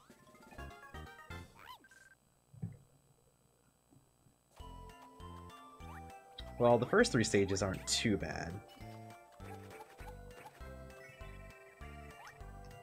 6-4 and 6-5 suck, though. Yeah, that's fair. In my earlier runs, I always found 6-5 a little terrifying, like, psychologically to myself, just due to the fact that, like, I always, like, in my first runs before I was, like, confident in my routing, I was always afraid I was going to miss a toad during a run and then have to, like, just not be able to beat the game. And in 6-5, basically you spend the entire first 80% of the stage, which is, I don't even know, 3-4 minutes long probably because of this long auto-scroller. Like, that whole first chunk of the stage, you don't get a single toad, and then finally in the last 2 rooms, you just get, like, bombarded with all 3 toads out of nowhere. So like I'm always afraid. I used to always be afraid like, oh shoot, I forgot a toad. Where is it? I don't know. And I always thought my run was dead. And then finally after I'm like, oh okay, I know this stage now.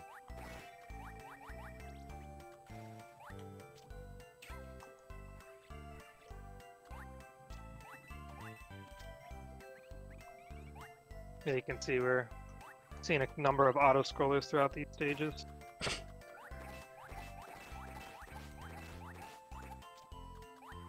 Try to get some slope momentum jumps going on here throughout this room.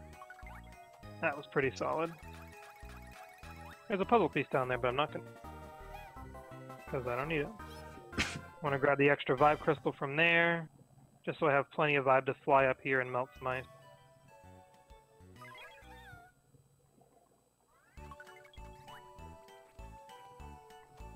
Now, if there's actually like, so you've seen there are some places where there's ice on the ground here and like you slide further on them. There's actually a couple places, it doesn't show up too much, where there's deep snow that if you try to slide, you like move like no distance and it sometimes seems like it's harder to get to top speed or whatever. There's a couple places where that shows up, but we kind of just run past it or hop over it so you don't see it too much during the run, but interesting little other terrain that gets introduced in this stage, or this world, I mean.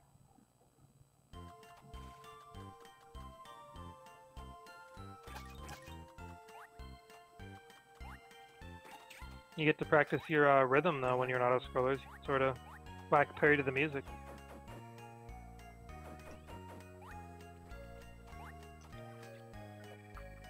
Yeah, some of these auto-scrollers are actually beneficial because there's not too much going on in there. But you do have enemies you can absorb for vibe and just refill your vibe meter. Yeah, and for And this during an auto-scroller, you're not losing any time doing it. So I actually saw the deep snow here prevented me from sliding fast there. Yeah, go ahead, sorry.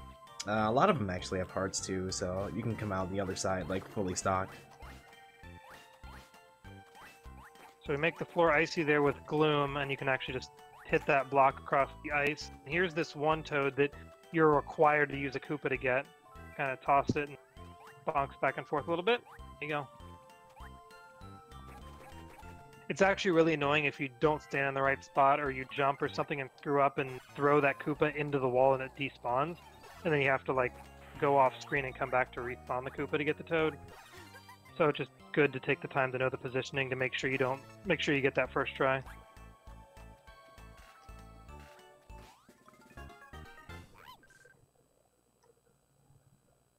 So there's some deep snow here actually.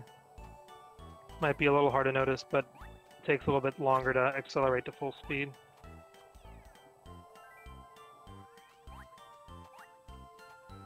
And the Cheeps just trolled me there in that largest pond area. Fly up here. I'm gonna hit this switch to make some platforms appear. I'm actually gonna grab this trampoline as well to jump up and then use some joy to skip a little bit of platforms. But I want to save some joy also for the last, some vibe for the last room, so I can sort of gloom through and run faster through it. So that should be enough.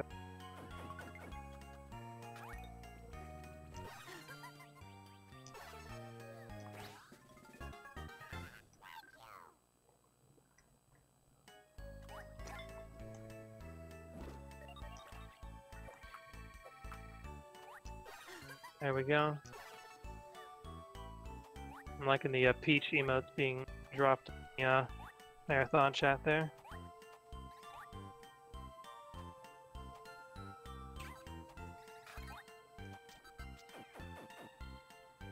So yeah, this is the last stage that we've kind of like for World 6 that we've kind of been hinting at that is just a bit of a slog to get through. Really, so it's gonna take a while before we see our first toad. And on top of that, oops, I barely got a mache to go through here, but yeah, on top of taking forever to get to toads, there's also just an auto scroller that we're just going to be in for a while, basically. So bear with us as we trudge through this stage. It's the coffee Nice break emote room. for Smelly. Yeah. Oh. See you dropping your emotes, so I gotta take my opportunity to drop mine, then I'll do it in the auto scroller. See, yours is all about rage, mine's about hype. Or at least like, let's go kind of thing. Digging it though.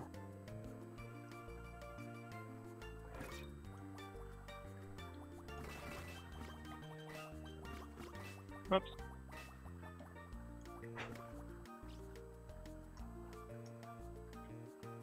So coming up here once I go through. Oops.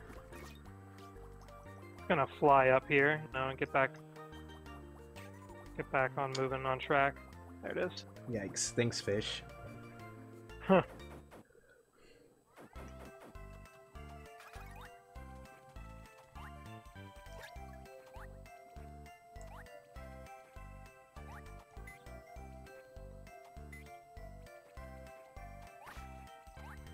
There it is. It took me too long to do. Oh, geez, I'm low on health. How did that happen? Uh-oh.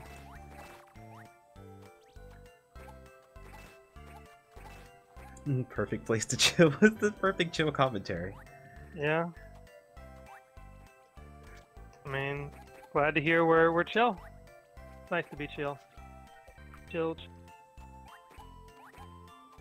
I mean, and we're in the ice world, so we're even Peach is chilling, you know? Everybody wins. But yeah, so this just keeps going. This room I'm in right now.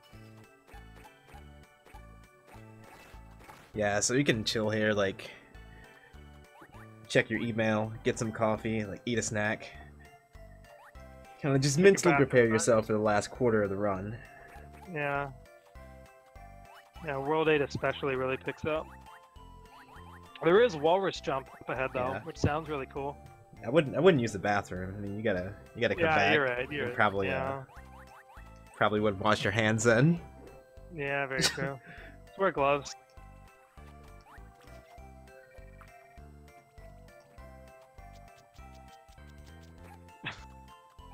Oh, there's a little Nintendo Princess poll going on in chat now. I think it started as just Peach versus Rosalina, then I saw some Daisy show up, and then someone just said Zelda, and then Metroid. Metroid is best princess.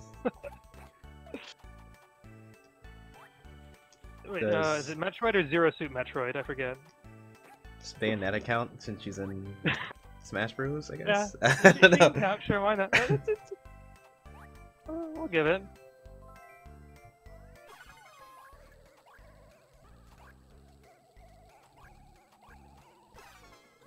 Oh, now they're trying to branch out outside Nintendo a little bit now. Helga. Throwback.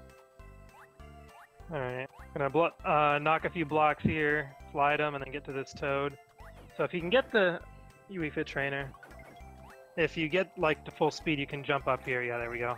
Sometimes I'll like end up using Gloom instead. I'll have to get rid of this little baby Goomba now.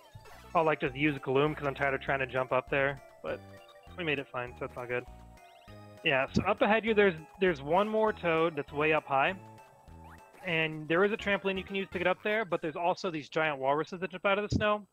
And we're going to use their jumping to aid our jump and get up here and skip the... And that's Walrus Jump. Not a hard trick at all, but I feel like I think it's a cool name. I always get excited when we get to that point.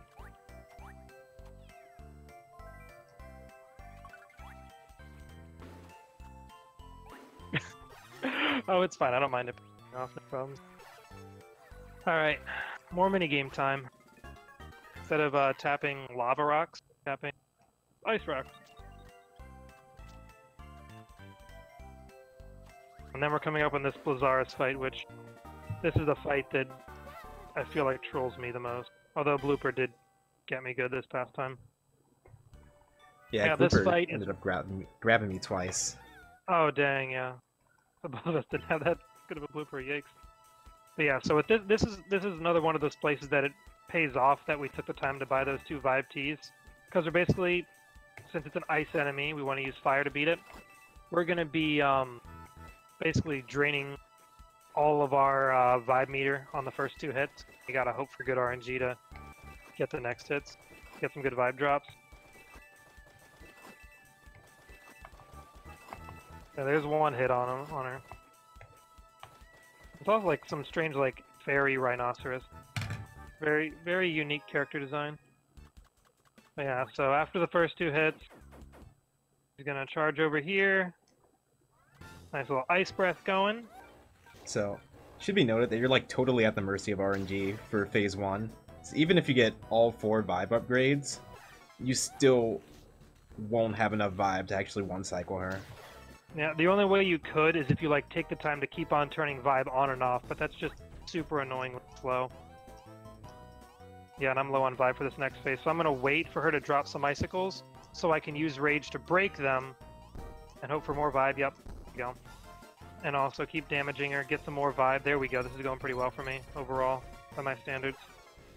And then now that she's back to being invincible again, all right, I'm gonna wait for more icicles to drop because I'm low on vibe. There we go. That should be enough to finish her off. There we go. That's actually better than I usually get. But it's still just really freaking annoying. Yeah, there are times when those little stalactites that come out of the ground when she stomps, after she charges through them, they can drop absolutely. And then you just have to wait for a whole other cycle. Wow, that was actually a really good fight. Nice. Good to hear.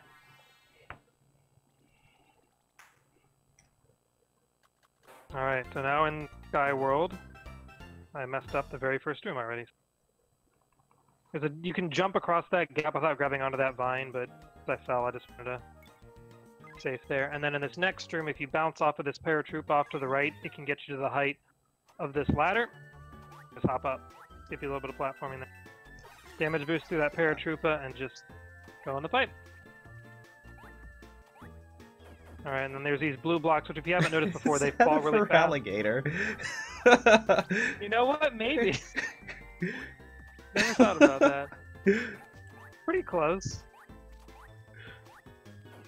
Well, it's ice for alligator, so maybe it's the Alolan version. Is that a thing? It's gotta be.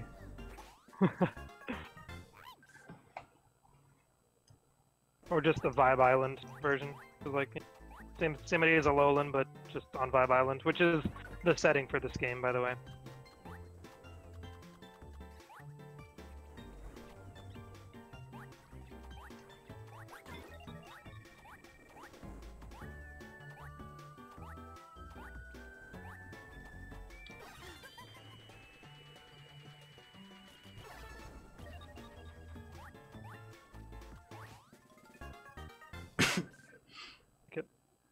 Yeah, I screwed up that jump.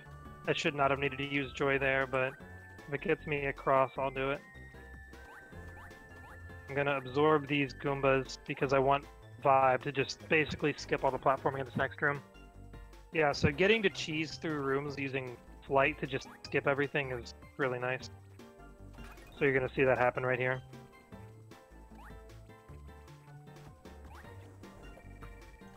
Rather than waiting for all these vine cycles, essentially, I feel like, well, forget about this and go in places.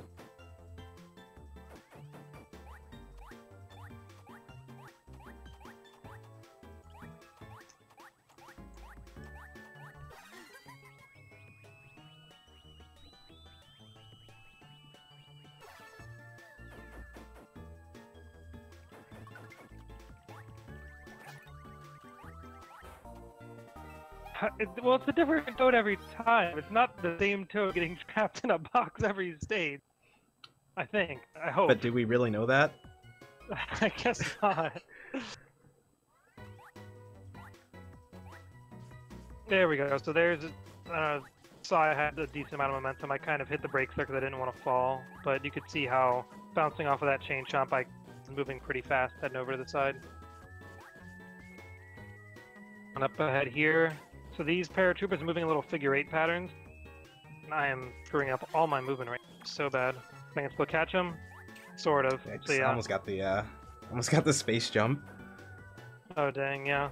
So if you can like overdo how much you take that chain chomp push or whatever, and it can like send Peach way off screen, up high and off to the side, and like she'll go faster than the rolls. Pretty hilarious. I got all the momentum for it, but I didn't jump at the right time, so it didn't come out. Oh, gotcha. Okay. Definitely been taking a lot more hits this run than I usually do. I noticed because I've become very aware of how often I'm down to 2 hits because I hear it, and that means I know that it's coming through on stream as well. And then of course on the bottom screen it looks like Peach is having a heart attack.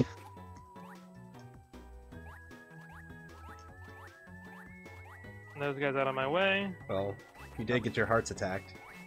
Yeah, that's very true. You got me.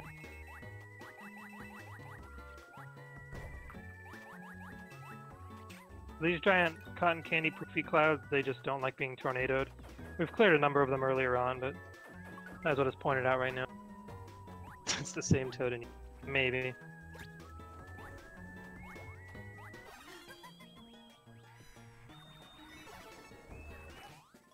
Alright, so this is an annoying room just because of the bonsai bills. We need to get down to the bottom right, and if you're not careful you can be knocked by a bonsai bill and just basically fall to your doom and have to reset the room. But fortunately they spawned at good spots for me that didn't cause me problems. And we skip all that little balloon platforming there and instead just opt to fly again, which is really nice.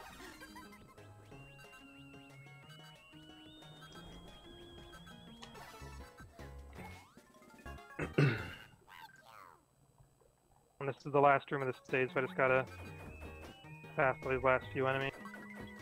And watch out for pitfalls. And we'll just gloom to finish this off.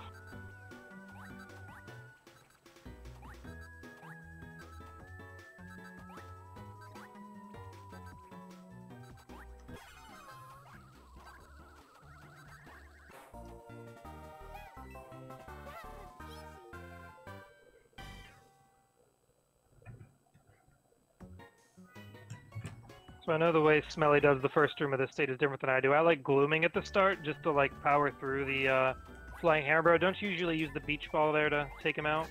Yeah, I just missed him though. Oh dang.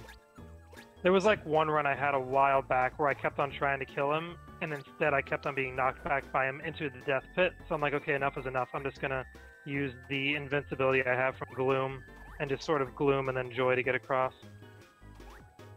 Yeah, so you can bop him with that beach ball and then kind of steal his platform.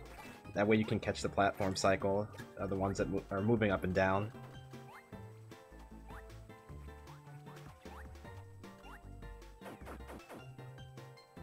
Another auto-scroller here. This nice little spinning platform right up here, yep. And actually it's not completely on screen, so I keep falling down, but Speaking the platform of below beating people and taking things. Doing what now? Beating people and taking things. It's a thing that Peach does in this stage. So you can, yeah, steal that guy's cloud. Yep. Talking about in the auto-scroller? Yeah. You have more fun in there than I do, I think. Hopefully that's the room a little extra careful.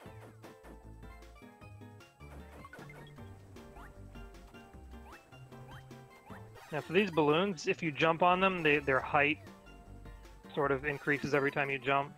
So you're like, if you don't want to joy up, you can instead just kind of keep jumping on the balloon, like on the same balloon over and over again, so it gets higher, and then switch balloons and so forth.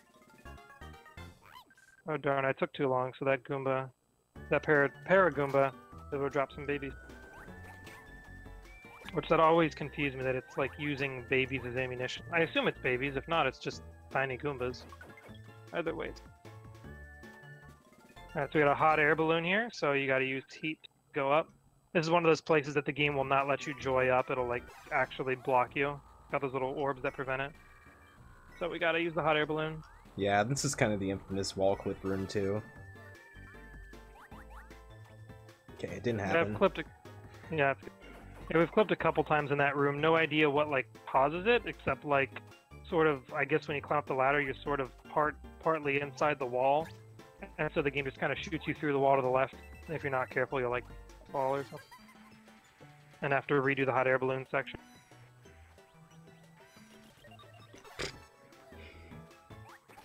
Missed that by a couple frames. What's that? Oh, the windmill. Yeah.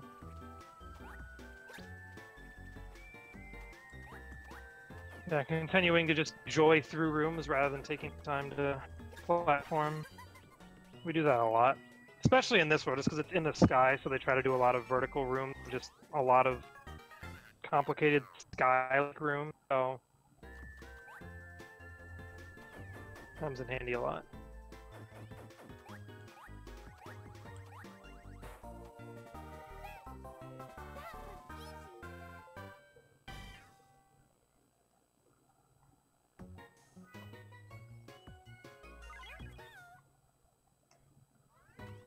Breaking a lava block.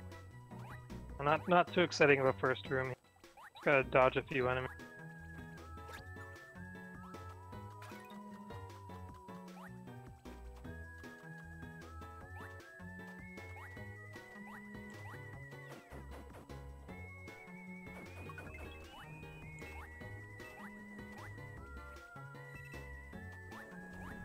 You still haven't used Comm Vibe yet, have you?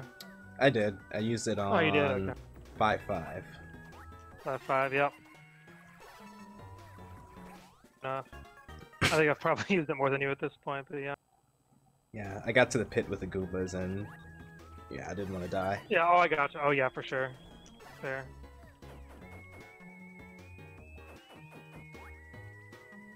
Especially in a marathon run, no real shame in taking the time to heal up. That platform there, unfortunately. Yeah, there's really jumping across those platforms. There is a pretty convenient set cycle as long as you kind of know what to expect. But I kind of zone out in that room a little more than I should, and just kind of hope for the best. And it bites me in the butt like that very often.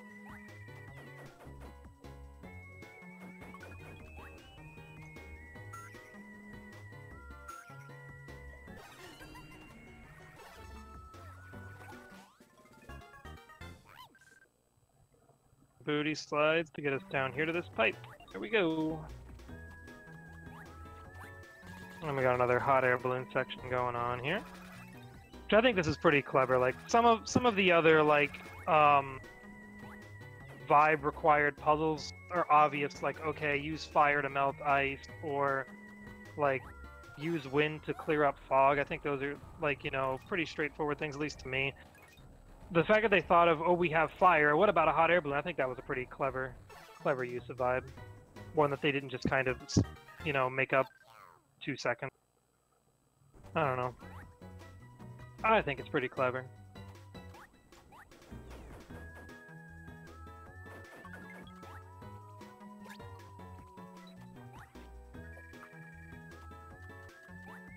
So in this last room, we're gonna use Gloom to, you know, run past this first section, and we're actually gonna also use the bounce off the trampoline to skip a couple of the trampolines in this section, as long as we don't miss here, which can be a little tricky because the trampolines are off screen.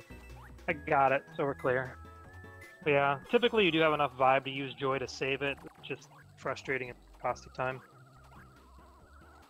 All right, and then this last stage of this world. This was one that, like, for the longest time, just there were so many little things that bugged me that I just sat down and said, I'm gonna have like a super formalized route for this. So this is probably like the most routed stage of the game, at least like specifically where you gloom, exact movement for rooms. So like you get rid of that cloud, you're able to catch that boss, and especially the end of this. As long as you do it right, you float over this flying hammer, bro. And there's another one here that you got to dodge the first hammer, which I didn't, and you're supposed to intentionally get hit by the other hammer and get iframes to go through. So I actually waited for a later hammer, and I'm low on health now, which is good. So yeah, and then you're low on vibes, so you got to refill from all these Goombas here. And I need to be a little careful because I'm low on health. There's a Goomba down here who jumps to his death if you don't catch him in time. I'm actually gonna do a little bit of safety strats because I was a little lower on vibe than I would have liked. I should still have enough here. Yep, barely, but I have enough still. And there's some free vibe refills coming up.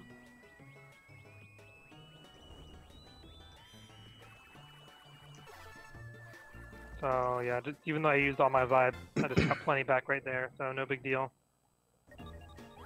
So I didn't quite do the routing optimally, but still, like, I kind of knew how to work off of it. Then here we're gonna sneak down to the low road, and there's a switch we're gonna throw a Goomba at, and hopefully no Bonsai Bills troll me, as one tried to troll me, but I used Joy to save it. The worst way they can get trolled is if a Bonsai Bill sort of shows up, blocks the switch, and you throw the Goomba and it hits the Bonsai Bill and misses the switch. Fortunately, that didn't happen. So the switch made those platforms appear there, which we want to have those so we can save the vibe for flying up here to this toad. Jeez. I just got bopped by like 3 Bonsai Bills in a row. Yeah, Bonsai bills are very. And then Umbrella auto scroller here. There's actually two paths you can take. We like taking this secret underpath here just because it's like a little less annoying, kind of chill a little more. The high road is a little more contaminated with enemies and walls and stuff. So not that much of a difference. Auto scroller doesn't cost you any time either way, but this has just become the standard route for most people at this point.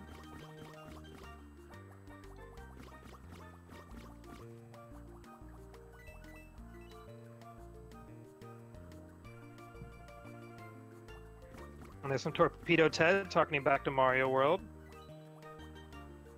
Who doesn't love their throwbacks? And just right up here, there's a pipe.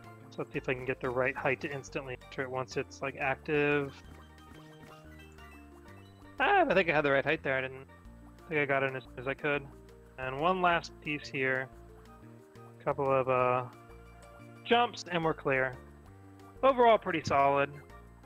Just had that one little hiccup with the iframe cost. And now we got trampolines, which, just like in World 1's minigame. Yep, good old Princess Mario. Pink Mario, right? That's what they call her?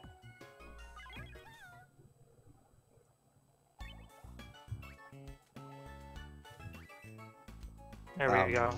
Okay. Yep. Cutscene. Yeah, so each boss actually has a little cutscene to kind of show them capturing the last toad, the toad or whatever. But we just skipped that. Yeah, this guy we're just gonna dizzy this guy with tornado, and then hit him, and then repeat. And his phase 2 is not too exciting. He's just like, well, you've got a platform? Well, forget about that. No more platform for you, and you just fly up to him instead. Really not that much of a change. Yeah, I don't know why they made a boss this easy, like, so late in the game. Yeah. I mean, if you run out of vibe, though, it costs you a bunch of time. I mean, it's still technically easy, but just, if you screw up, he can be super costly. I mean, you're talking about easy bosses, wait till you see the final Bowser fight. Oh, sorry, I'm spoiling.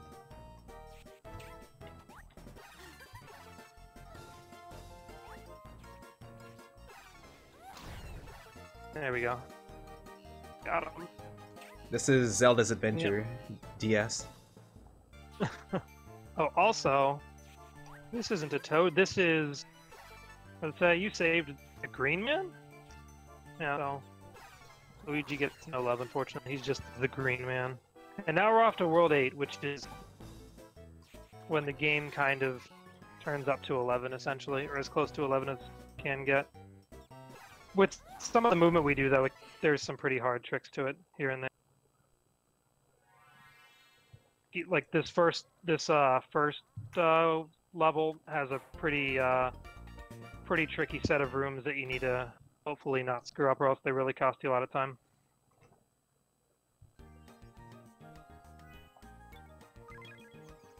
Yeah, so World 8's kind of ridiculous. It's like about 25 minutes in of itself. Yeah.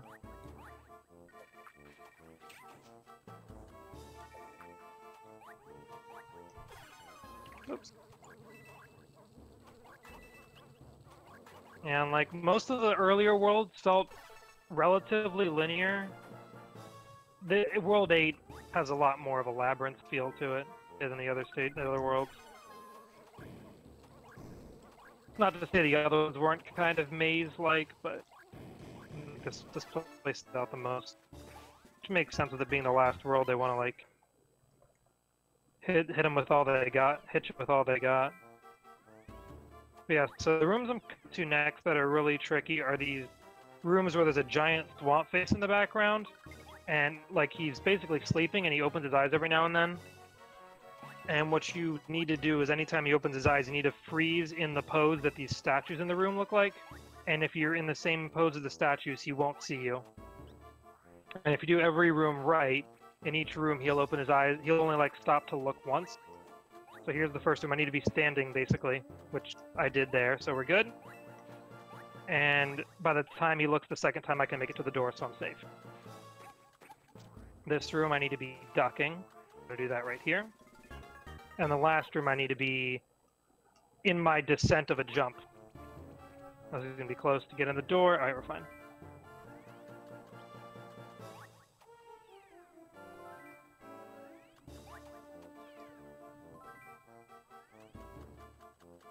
Yeah, so this last hammer, bro, his position is pretty RNG, and he can really troll you. I made it, so that was really solid, and got a little scared, but yeah, we made it.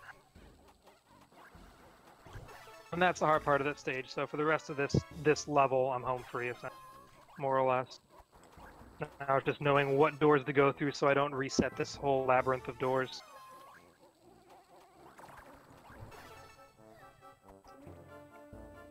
Need some extra vibe because you gotta fly up here, then I'm gonna use some joy to fly in a future room pop too, actually.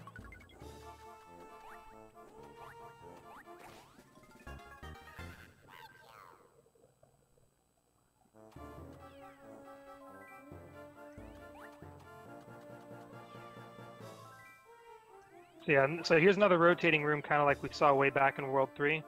Gonna use some joy to skip some rotations though, which is a nice little convenient trick.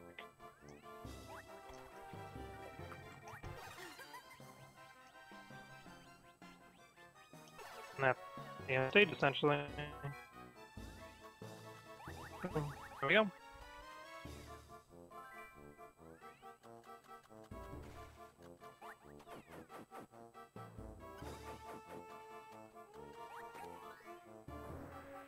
Alright, now we got this. This is like the other long auto score of the game, and it's a little different because it's a vertical one, which we've seen a couple before, but this one can be a little tricky. And if you do fall, at least you can use joy to sort of save yourself.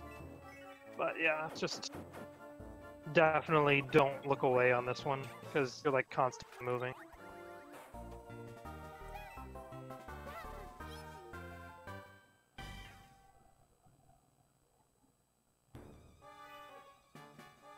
You can take the time to absorb some of these paratroopers though for some free vibe, which is nice to have.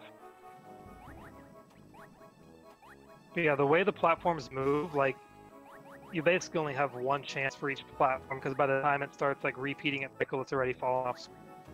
So you gotta stay on top of it.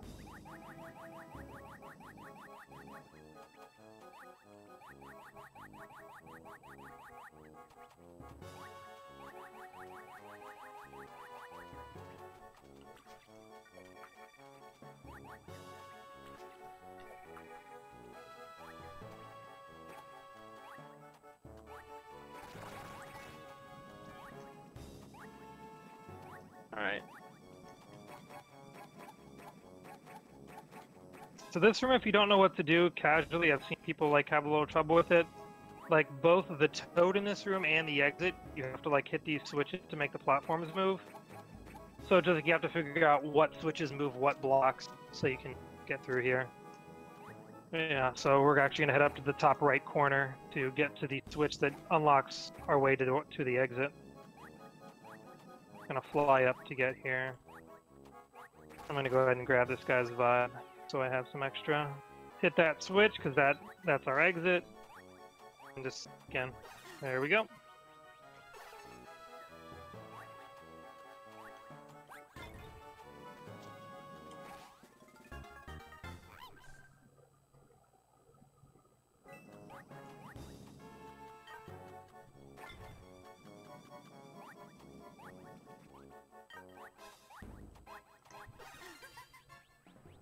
Oh, so what are your thoughts on World 8? Does it suddenly change the difficulty too much for you? Do you like the pace? Yeah, the difficulty goes up. It's not too bad though, I think. Also, type of enemy that's introduced in this game is these reverse boos that they do the opposite of what standard boos did. I guess they're like rage boos, but when you look at them, they won't move. No, when you look at them, they will move. And when you look away, they stop. So as far as I know, this is the only game that has a boo of that sort. Kind of nice little claim to fame for this game, I guess.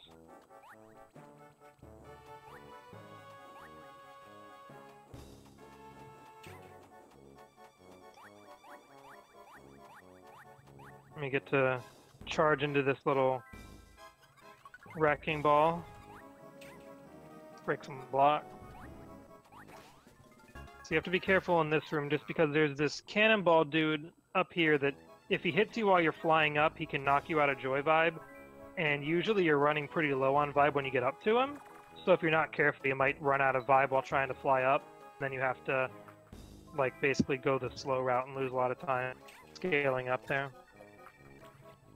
We got these flames to light these torches. Unfortunately, we can't just use Rage to light them ourselves. We have to take the time to guide these little Poodaboo guys to their appropriate torches. You'll see a number of those as we finish out the rest of this world.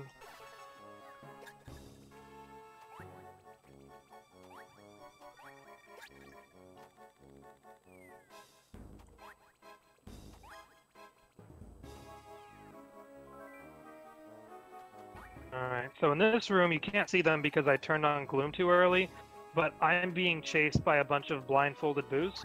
And they're blindfolded so that, I guess, so they can't see that you see them when you turn around, so they will constantly be charging. There they are.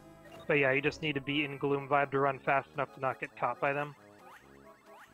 They show up a couple times in the game.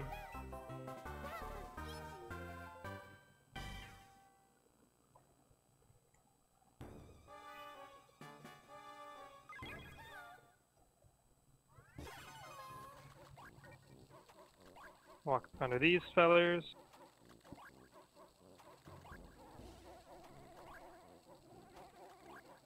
So yeah, this last world likes throwing everything it can at you, including a bunch more zip lines, a bunch more submarines. Yeah.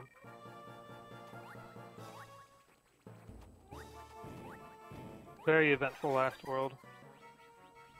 That's why it's almost a half-hour long on its own. Actually, some of the zip lines, the jumps are a little tighter than they might look, and it's actually pretty easy to screw them up. So you gotta be careful.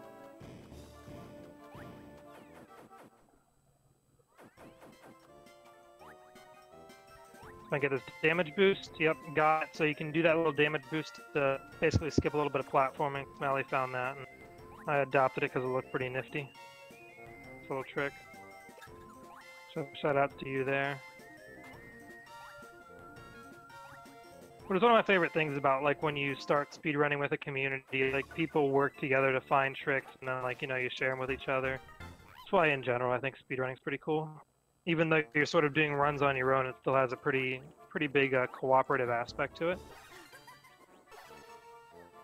Got another swamp face room here. Gonna try to run through some of it, but just gotta keep taking the time to hide so he doesn't see you.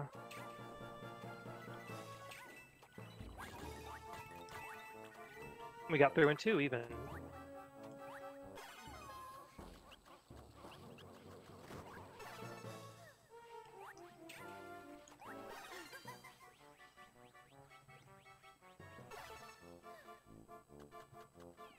And there's that famous Mario logic of fire bars underwater.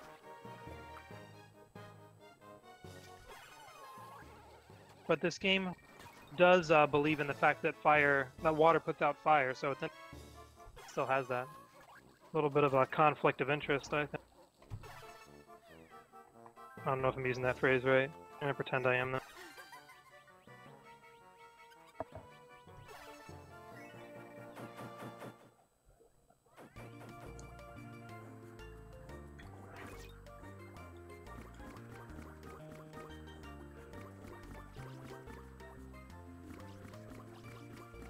So a little fun fact, where these blue flames are coming out of, the platform that they like kind of jump through, for the longest time I thought that was like a little background feature, and I like always thought that was a death pit, like a pit of fire, and if I just try to walk across it, I would just burn, lose the health.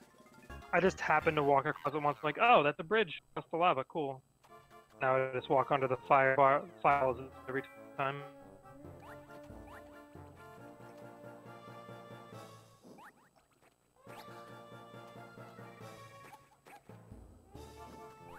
Next stage starts off with a zip line and follows up with a submarine, because we haven't had enough of these yet, apparently.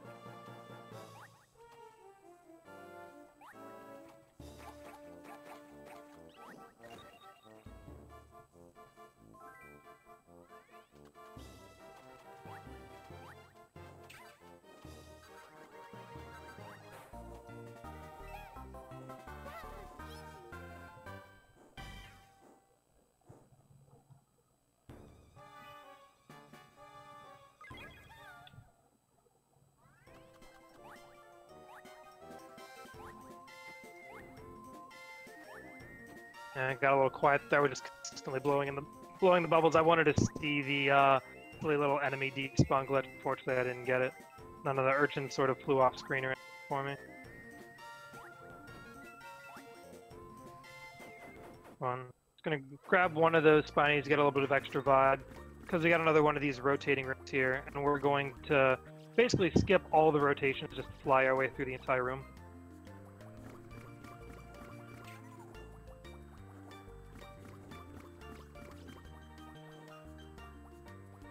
Sort of way to cut down on the time of that room. Oh, also there's a second zip line in this stage, because we haven't had enough of this yet, right?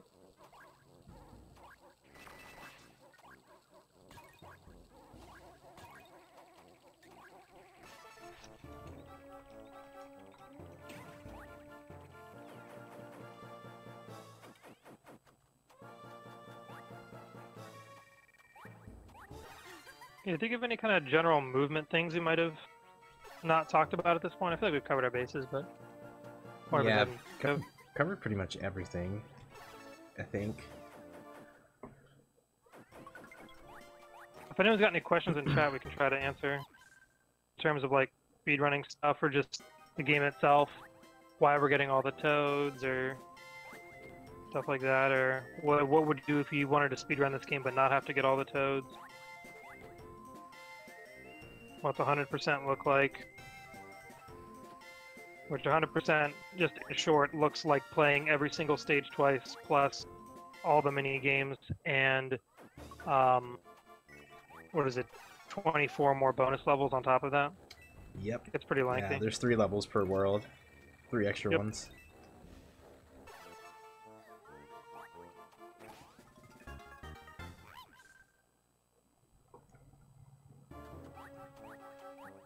Of course, you never want to leave home without your umbrella. Yeah.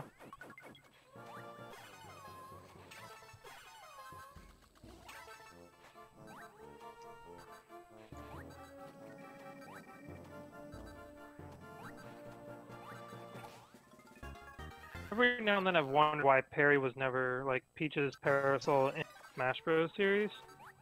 It's like, I mean, clearly an umbrella she had in a game, but probably because Nintendo doesn't really acknowledge this game too often. I don't know. I think it'd be a nice little Easter egg, though, to be honest. Alright, last stage before the boss fight, and this one is super long. So we gotta start with a nice little auto-scroller here, and then after that, it goes into this kind of huge hub room that has doors in all 4 corners. And basically, each of those 4 corners, 3 of the corners lead to like 2 or 3 rooms that end up with you getting a toad, and the 4th one is essentially your exit. So yeah, we got a lot of level to trudge through here. It's because the game has a second loop. So once you finish the first loop of the game, you basically unlock every stage again, plus 3 more for each world. And the bosses get harder too. Mm-hmm. Yeah, basically what happens in every stage is, like, where all the toad locations were get replaced by more puzzle pieces and music tracks for the sound room. Or, like, I think it's like, in most stages it's 2 out of 3 toads get replaced. So, like, at least when you do your round 2, you can sort of just save and quit after you get all the collectibles rather than go through the goal ring every time. But yeah, you still have to enter every stage one more time. Because even if you got all the standard collectibles the first time around, the new ones get added in.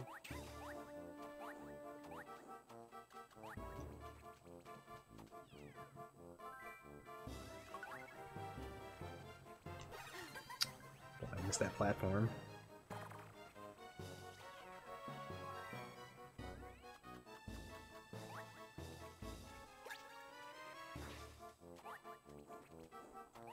So that was me doing the bottom left room. Now I'm going to head up to the top right. Oh, wow. I used to kind of just do these rooms in whatever order I felt like. Now I've kind of solidified a personal route. I really don't think it makes too much of a difference which order you go in, because you always kind of get spit out over in that left area. There might be like a minor difference comparing all 3, but like comparing the potential orders. At this point, I'm not too concerned about it. And this is just a really long room with blue fireballs, so we just kind of have to lead them around all the different torches. Fortunately, there is a second spawner off to the right, so I'm going to head right here till I hit these last 3. And if you get hit by any of these little fire guys, they will despawn and you have to wait for another one to show up, so you have to be a little careful with your movement. So like I'm actually going to try to sneak under this last one here as he spawns. So Just like that. I have a theory about 8.5 that the top left, or bottom left and then bottom right and then top right is probably the fastest just because of the platform cycles in the hub room. That's fair enough. I figured cycles in the middle room would be like the deciding factor of what's optimal. Like how much more do you think optimal might be? Significantly or maybe just a little bit. Okay. Maybe a couple seconds or that, something like that. Yeah, that's fair.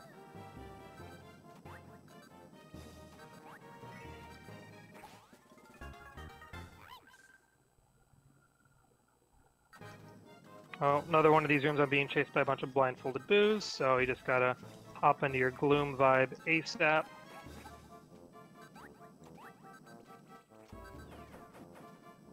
Have you said in the past that like those boos actually cause a little bit of lag and slow your game down? They do. Yeah, because of all how many boos are on screen, and then because of the tiers as well. Right, right. Is it only if they're on screen though, do you know? Yeah, it's only if they're on screen.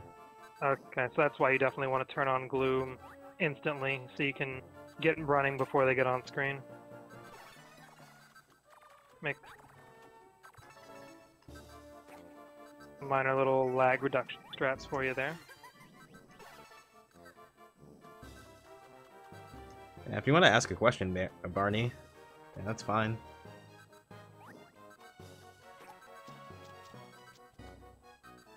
And if you ever want to ask any more, like after this run finishes too, we got a Discord, and feel free to throw questions our way in there as well. I believe there's a link to it on my Twitch somewhere. Shout out to the SPP Discord community. We have good times.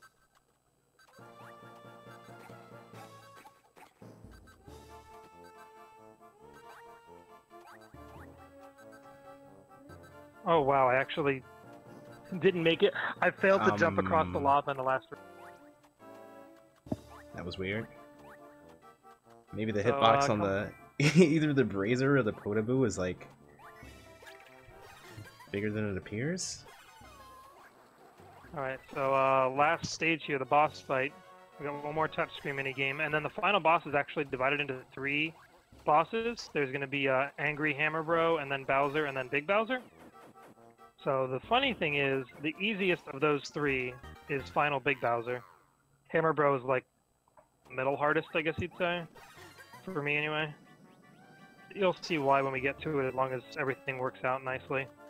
It's probably like my favorite part of this game, speedrunning wise, is how fast you get to beat the final boss. It kind of reminds me of, I think there was a run earlier today that had sort of where you could cheese a bunch of quick hits on the final boss. So. Yeah, there really. So for. Go ahead. Yeah, there really isn't too much in the shop that can benefit you, at least towards the end of the run. Yeah, in the beginning, like if you buy the Charge Umbrella, it's really beneficial and saves a lot of time at the beginning of the run because so many of the toads are exposed, and you can actually shoot it with that charge projectile. But I didn't want to. Yeah, no towards the end of the run. I guess you could buy another Vibe Tea. And I don't know, maybe something to look into. We've played with it every now and then, but we have gotten sort of locked into our current route. So like honestly, asking questions like that makes us kind of reflect on like, huh, how is our route? Is it actually good? So yeah, no, I totally like appreciate questions like that all the time. So so Bowser's got the Vibe Scepter here, so he's using it to kind of do a motion attack. So he's gone into Joy now, so he's going to do some sort of fast stomps essentially, which that's probably like the hardest place to get hit on. So now he goes into Gloom Vibe. Unfortunately, I missed the quick hit before he turns on the Vibe there. But yeah, so now he's going to jump off screen while a bunch of giant hammers fall from the sky. And once they're done, he's going to come back down. There we go. I'm actually going to, yeah, I'll wait for him to drop me some more vibe, why not? Wow, that fight was kind of ridiculous. I didn't even really need to turn on rage vibe, to be honest. Nice. Kind of crazy. Alright. And Bowser's down for me. So that leads us to the final boss fight here, which you're supposed to wait and throw a whole bunch of bob-ombs into his face, but we don't got time for that, so we're just going to poke his eye 5 times. So here we go.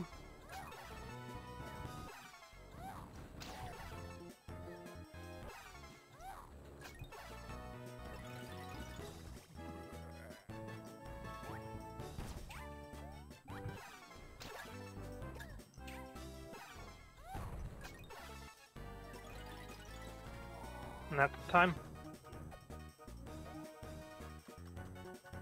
Yeah. So, like, the reason I even found out that you can poke bosses like that in general, like, someone put asked a question about how to beat the final boss in some kind of, I guess, FAQ walkthrough website. And they said, I keep on poking Bowser with the umbrella and I can't kill him, though, because I ran out of vibe. And I read it, I'm like, what are you talking about? You're supposed to throw bombs. And I just started testing it. I'm like, oh, shoot, you can just poke him. What the heck? So, like, shout out to random person needing help on a website, kind of leading to the discovery of that quick kill. Some of the best stuff is found through, like, random memes. Yeah. I think there was, like, a big skip for, like, bosses in Dark Souls 3 that was found through, like, some random guy on YouTube just doing, like, a playthrough, and this random thing just happened to, take place.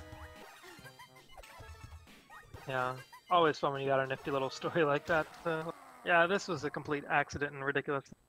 Thanks for the GGs. Oh yeah, I'm supposed to stop the timer, I think.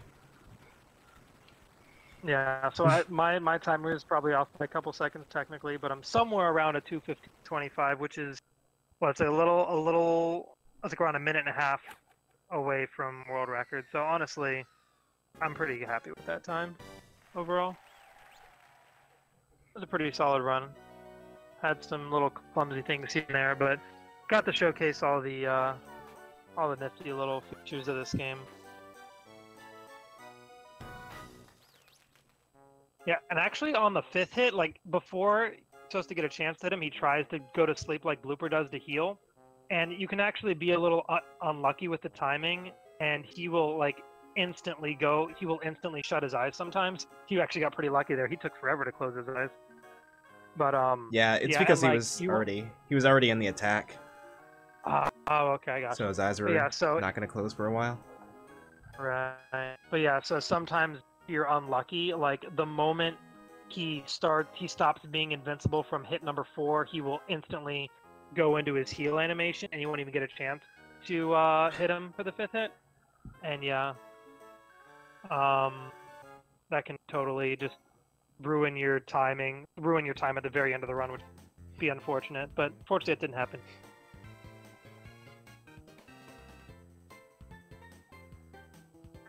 Thanks for the good job for not pausing my timer again. I finally resisted pressing my numpad keys to stop the time. Oh gee, that was rough. Yeah.